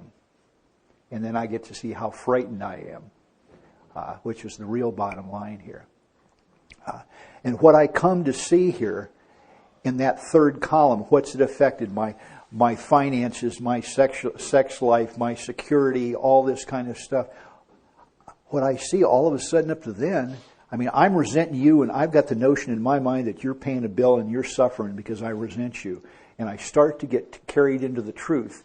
And the truth is the loss of security, the financial insecurity, all this stuff here, my sex life degraded, all this kind of stuff. That's the price I'm paying to have this. You know, I now once I get it, that this is costing me and this is a bill I'm going to have to pay, I am now willing to have a look at this from a different angle. And I can't do this on my own, so they give me a series of prayers here where my heart gets turned literally in a different direction. And I start to see, once again, that my troubles truly are of my own making here. Tells me this is my course. I realize that the people who had wronged me were perhaps spiritually sick. Am I willing to concede that they might be spiritually sick? Though I don't like their symptoms and the way they disturb me, that's what they did to me, they, like myself, are sick too. Okay. So now we're just two patients sharing a room.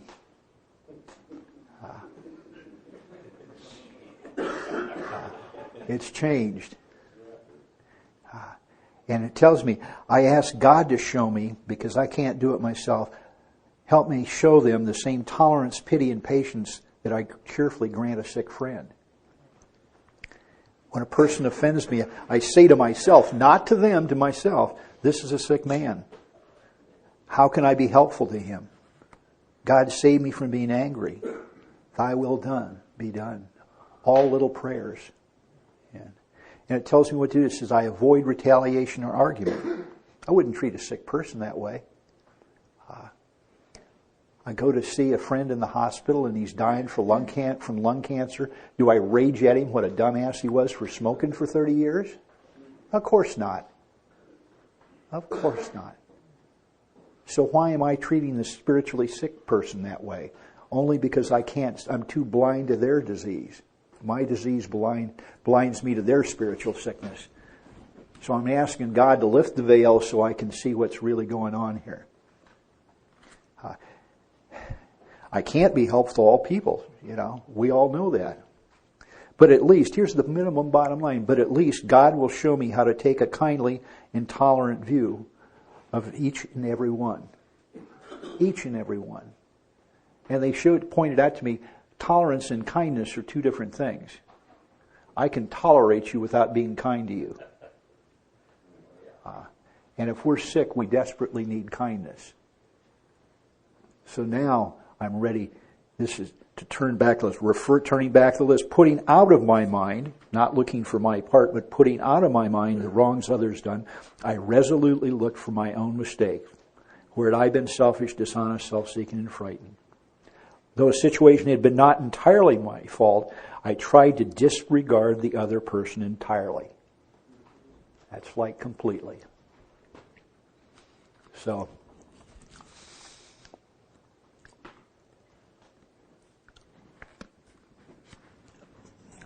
when we have that fifth step experience,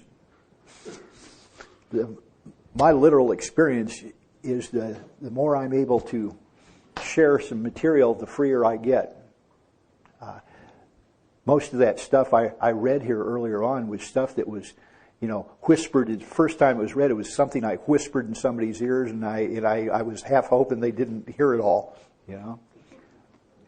And I get set free so I can sit in front of a room full of people and share that. Because the promise of that work was fulfilled for me. I got to face it and be rid of it.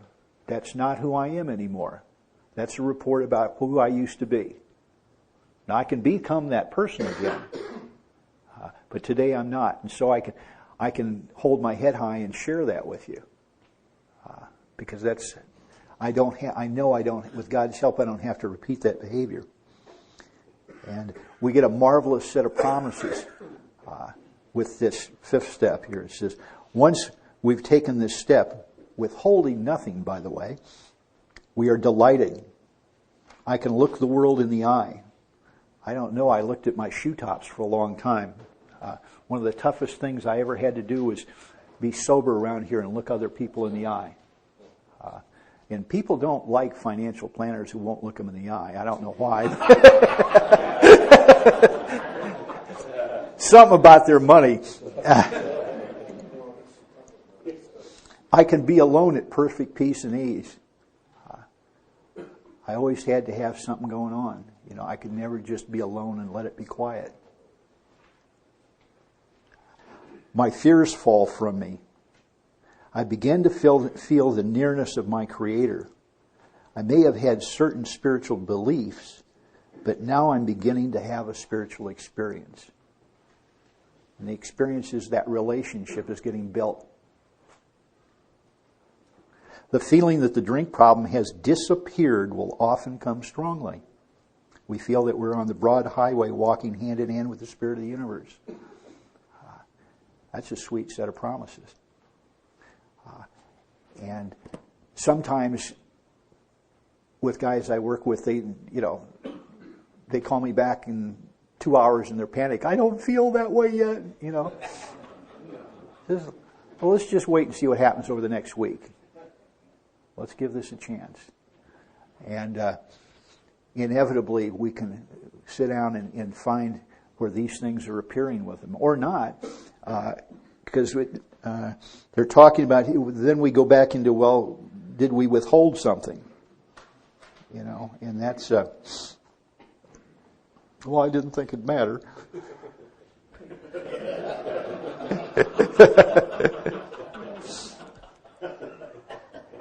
Yeah, I see I'm not alone here. So they give me a very simple set of instructions that my head wanted to complicate.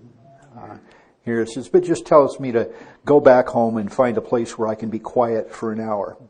Now I got to tell you, when I first did this, I took an alcoholic hour. That was 35 to 45 minutes. That was the alcoholic hour here. And I carefully review what I've done. And I didn't know how to do that in the beginning. But I finally occurred to me that I could ask somebody to show me how to do that. How do I do a careful review of what I've done? And then I thank God from the bottom of my heart that I know Him better. And that's a marvelous deal, see, because as I who I am is disclosed to me, I know God better. As I know myself better, I know God better. And that's no accident here. If I want to know God better, I walk in here and I get to know Him better. Taking this book down from the shelf, I turn to the page which contains the 12 steps. Carefully reading the first 5 proposals, I ask myself if I've omitted anything. Did I shortcut on this deal? Did I just kind of try and wiggle through?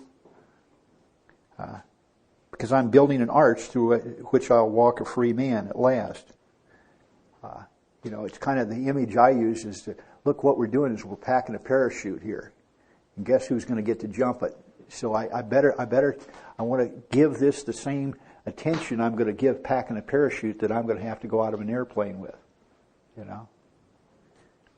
Maybe have a different image for you based on your experience. Carefully reading the first 5 proposals, I look and see if I've omitted anything from building an arch through which I shall walk a free man. Is my work solid so far? Are the stones properly in place? Have I skimped on the cement put into the foundation? Have we tried to make mortar without sand? I'm basically looking at, did I do a half-assed job? Did I just slap some paint on it and like one of those school projects and hope to just kind of slide through with it? After I spend my hour in reflection here, one of the things I really tell the guys I work with is, don't screw yourself. Don't cheat yourself. Go spend an hour. You've done good work up till now. You've really put some effort into this. This may not look like much to you, but I'm telling you it is. It's like making a cake and putting it in the oven. Decide you're going to pull it out 15 minutes early. You aren't going to get the cake you would if you left it in there an hour. Don't shaft yourself. If I can answer these questions to my satisfaction, I then look at step 6. It says, we've emphasized willingness as being indispensable. Now, indispensable is something you can't do without, right? And indispensable is also something that can't be dispensed. It can't be given away. Nobody else can give me willingness. You can't dispense it to me. So 2 ways to consider that. It's vital here. Am I now willing to let God remove from me all the things which I have admitted are objectionable? That's what that inventory was about. Here's the stuff that's objectionable to me. Can he now take them all, every one? And if I still cling to something and won't let it go, I ask God, help me be willing. And they told me, Mike, what you're going to do is you're going to pray for willingness, not wait for willingness. One of my old scams from my junior guru days was that if you asked me where I was in the steps, somebody be sharp and says, well, Mike, where are you in this? Oh, I'm on step 6. I'm becoming entirely ready. And the truth was I was out there circling the drain. I liked that step 6 because it sounded like I was just a little more than halfway. So I'd made some effort and some good progress, but it sounded legitimate to be waiting to be. It sounded kind of spiritual, in a matter of fact. That I'm just kind of waiting for God to make me entirely ready. To go on here. But they say we don't sit on any of this stuff. We're going to pray for the willingness, not wait for the willingness. We're going to pray, say the prayer, and move on. Is what we're going to do. And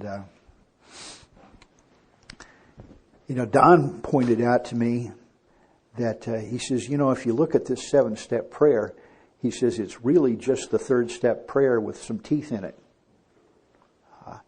Now the language becomes a little more binding for the word McKenzie here. And I'm talking about real surrender here. My Creator, I'm now willing that you should have all of me, the good and the bad. I'm giving up my judgment. This is good, this is bad, you can have this, you can't have this. That's all done with. Here you are, the good and the bad. I pray that you now remove from me every single defect of character which stands in the way of my useless to you and to my fellows. Not the ones that are troubling me, not the ones that are making me feel bad, not the ones that will improve my image. No. I'm giving all that up. You take what you want. Grant me strength to go out here from here to do your bidding. And here we have the amen. Now, Father Larry, that's in our home group, I think has one of the best images that I've ever come across for this 7 step. And the way Larry puts it, he says, if God were to come by and see me, and I had one of these Whitman samplers of chocolates, and God came to the door and came in, and I was going to offer God a piece of candy, would I hold out the box and let him pick the one he wants, or would I hold the box behind my back and just pick one out and hand it to him? So here I am. It's all yours. You pick right here. What I'm doing here is I'm giving spiritual consent. The surrender, the same. When I was on that gurney at 5 o'clock in the morning, and they came by with the consent form and said, Mr. Lorenz, here's all that we're going to do this surgery on you, and we may do it this way, and we may do it that way, and we may even decide to do it some other way, and so on and so forth. And here are a whole list of possible bad side effects and everything else. Do you consent to this surgery? I get to either consent or not consent. Don't get to do my own surgery. I didn't get to fix myself. What I do is I give spiritual consent. Okay, thy will be done. You can perform the surgery, and you'll do it the way you do it. And that's the deal here. Real surrender and real peace. Go ahead. Mark. The biggest deal, you just explained it one more time. And then I fought that 6 and 7 step for years. And I come to find out when it says we are entirely ready, what makes me entirely ready to give up these character defects? I come to find out, in the moment of clarity, I took me to do this. The deal that what makes me entirely ready is that I've done the first 5 steps. Mm-hmm. So when I finally get to 6, I'm ready. I still like the way I still get results of some of this stuff in the past. But I wasn't. For me, that just made so much sense. And then I could go on and give my consent. Okay, God, here we go. We can make that spiritual leap between 6 and 7. Yeah. So when I finally got that contact, because I can't get away with shit I used to get away with. Yeah. And I have to give up my consent. I'm entirely ready. That makes sense to me. Yeah, very good. Well, isn't it amazing what I will do even at this point to try on hold on to some illusion of control? I'm sitting here, I'm laying on the gurney, and I've got a head that's still trying to negotiate.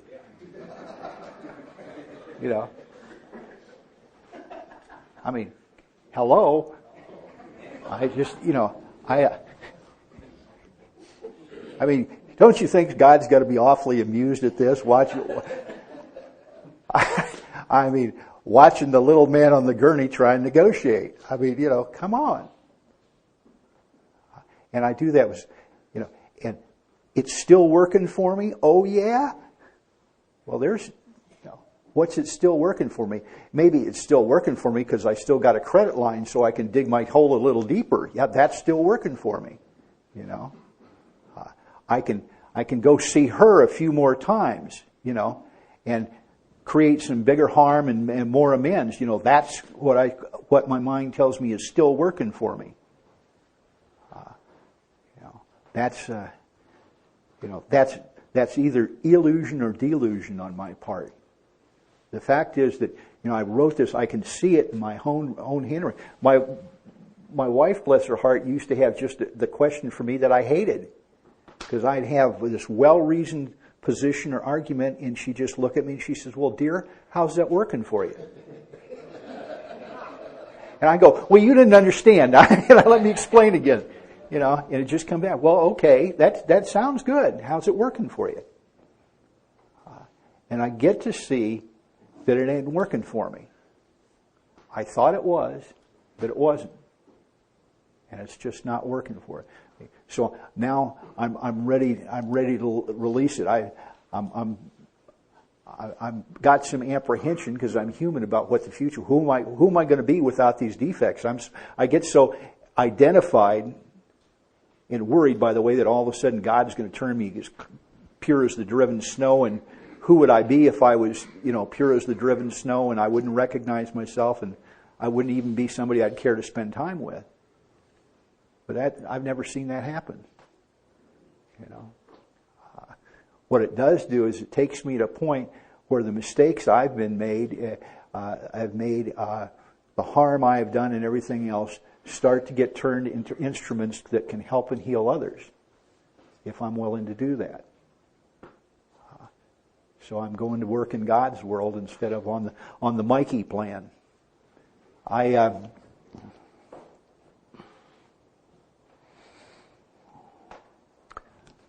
This is a bad place because I don't know where I got it. I'm sure I heard it in a meeting and it sounded great sometime, but the first time I did this, I'd made the mistake of burning my inventory. And they explained to me I was going to go make this 8-step list. I made it a good part of it when I wrote inventory. And you did what with it? Well, I burned it, And today I don't burn an inventory anymore because it can.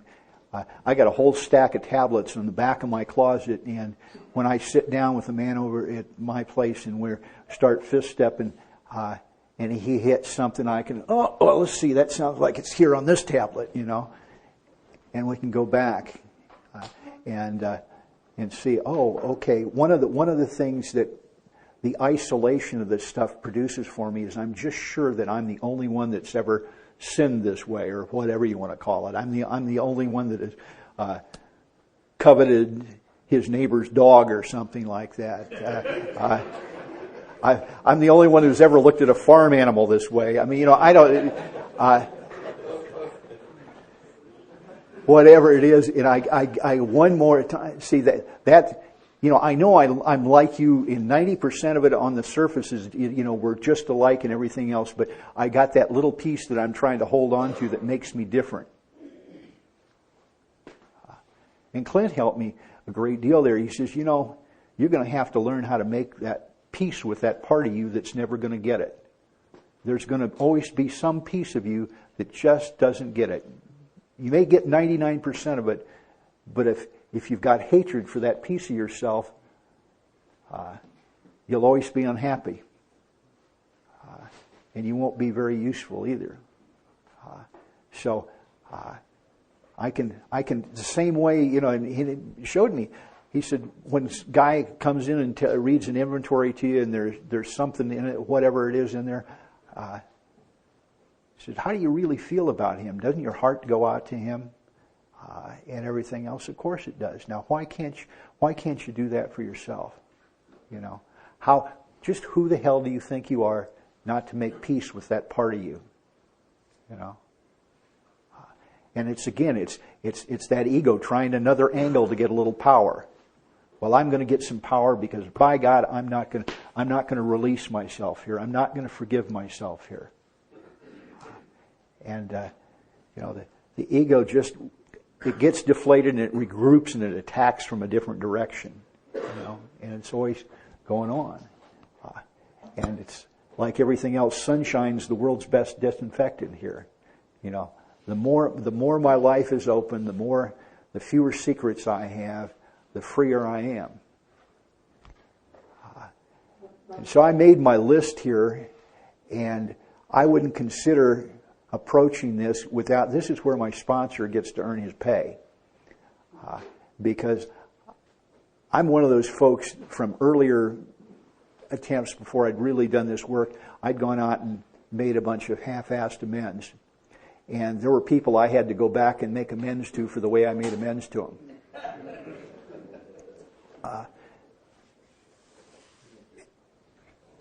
And let's be straight about it. I went out and made those amends because I thought I was going to get something from them. In some cases, I just wanted approval. In some cases, I wanted their affection. In some cases, I wanted their money. But I went out there with a real agenda, I thought, hidden agenda, and it just didn't work very well. And I created more harm by doing that. So today I'll make that list, and I was told they still do it the same way. I made 3 lists. The ones that I was willing to make, the ones that I might be willing to make, and the ones, the no-never column. And to my immense relief, my sponsor helped weed those columns. He says, well, I don't think, there's, particularly in the beginning, I had an exaggerated sense of the harm that I'd done in the world. I thought I'd been this terrible whirlwind force, and I had terribly harmed some people. But I didn't need to go out and make amends to every blade of grass that I'd ever bent either. In fact, if I tried to do that, I just diminished the value of the process. And so we came down with the list. The sponsor helped me weed the list out. And then we decided which ones needed to be seen in which way. Who should I see in person? Who should I write a honest letter to? And who should I perhaps just leave alone? And I didn't get to, sponsor's judgment and mine varied considerably on that. And based on experience, he was right more than often. He has a lot better track record than I had on that. And as I got ready to do this the first time, I happened to be having a conversation with Don and mentioned, well, Don, I'm ready to really go out and start making some amends now. And he says, well, what do you expect to get from that? And I said, well, Don, I want to get free. And I want to get forgiven.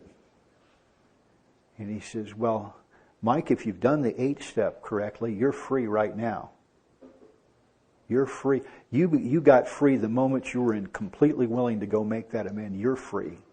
What you're going to do now is some of the people that you harmed aren't free. They're in bondage to the harm you created in their life. Their time is being wasted being angry with you or hurt by you or whatever. So what you're going to do now, you're already free. You're going to go see if they would like to be free too and offer that freedom to them through this amends process. And I didn't get that. And he says, by the way, if what you want is forgiveness, you're going to have to offer forgiveness. You can't in any piece of your heart withhold forgiveness and expect to receive it yourself. So, any questions up to this point? All right. Well, why don't you take the afternoon off, and we'll see you about 1 hour after dinner this evening then. Enjoy. Thank you. It's just blowing my mind here.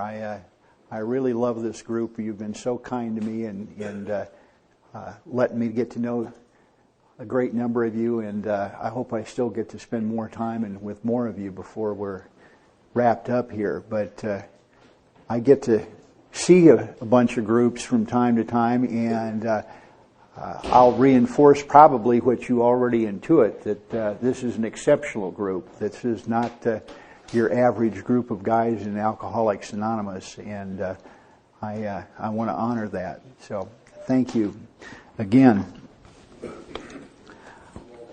I'm going to talk a bit about, we're going to kind of close the loop here tonight, hopefully, on the turning it over process. I used to have that illusion we talked about that I turned things over when I took that 3rd step. But what I really did was that was a vital and important step, but it was just really part of a turning it over process. That turning it over process began with me understanding that, for example, that I was powerless over my ex-wife, and that everything I was trying to do to manage that situation with her, every time I tried to manage it, it just seemed to get worse. And so I got a first step in place with that. And then the next thing I had to decide was there a spiritual help available to me with this problem? I mean, I knew there was spiritual help available to me with my drinking, but was there spiritual help available to me with this divorce, with this breakup of the family here? And then I needed to be willing to ask for the spiritual help. And then I had to pick up my pen and write about what had gone on. And most appropriately, I had to get down to my mistakes in the situation and where I'd been afraid and how fear had driven me. And when I did that, I got an image. I got an image of a stretch limo pulling up in front of my house in the morning, and this thing that kind of looked like death warmed over in a tux opening the back door and says, "Hi, I'm Fear. I'm going to drive you around today. Step in."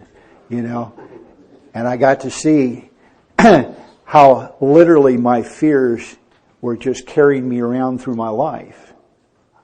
And I got to share that first with just the man I trusted most in the world, and then I got opened up to sharing it with other men. And then I sat with that, and I got to a place where I said, "God, if you'd take this mess I've made away, I'm willing to surrender putting any conditions on it, because up to now it had to have a certain kind of outcome." And now I'd become ready to have God's vision for me rather than my vision for me. And I looked back at what I'd written, and I saw who I'd harmed, and I became willing to make amends to them. And so now here finally, as we talk about the 9th step, we close the loop on this process. And I used that particular example with my marriage, but anything literally that I'm, quotes, trying to turn over, I don't turn it over by just flicking a little prayer out to the universe. I've got to be willing, God will certainly be my, I started to say my partner in this, but that's not the way it is. God's willing to carry me through this, but I've got to do some work myself. I always related to Clint's comment. He says it's like a law firm. It'll start out God and associate. Thank you for listening to Sober Sunrise. If you enjoyed today's episode, please give it a thumbs up, as it will help share the message. Until next time, have a great day.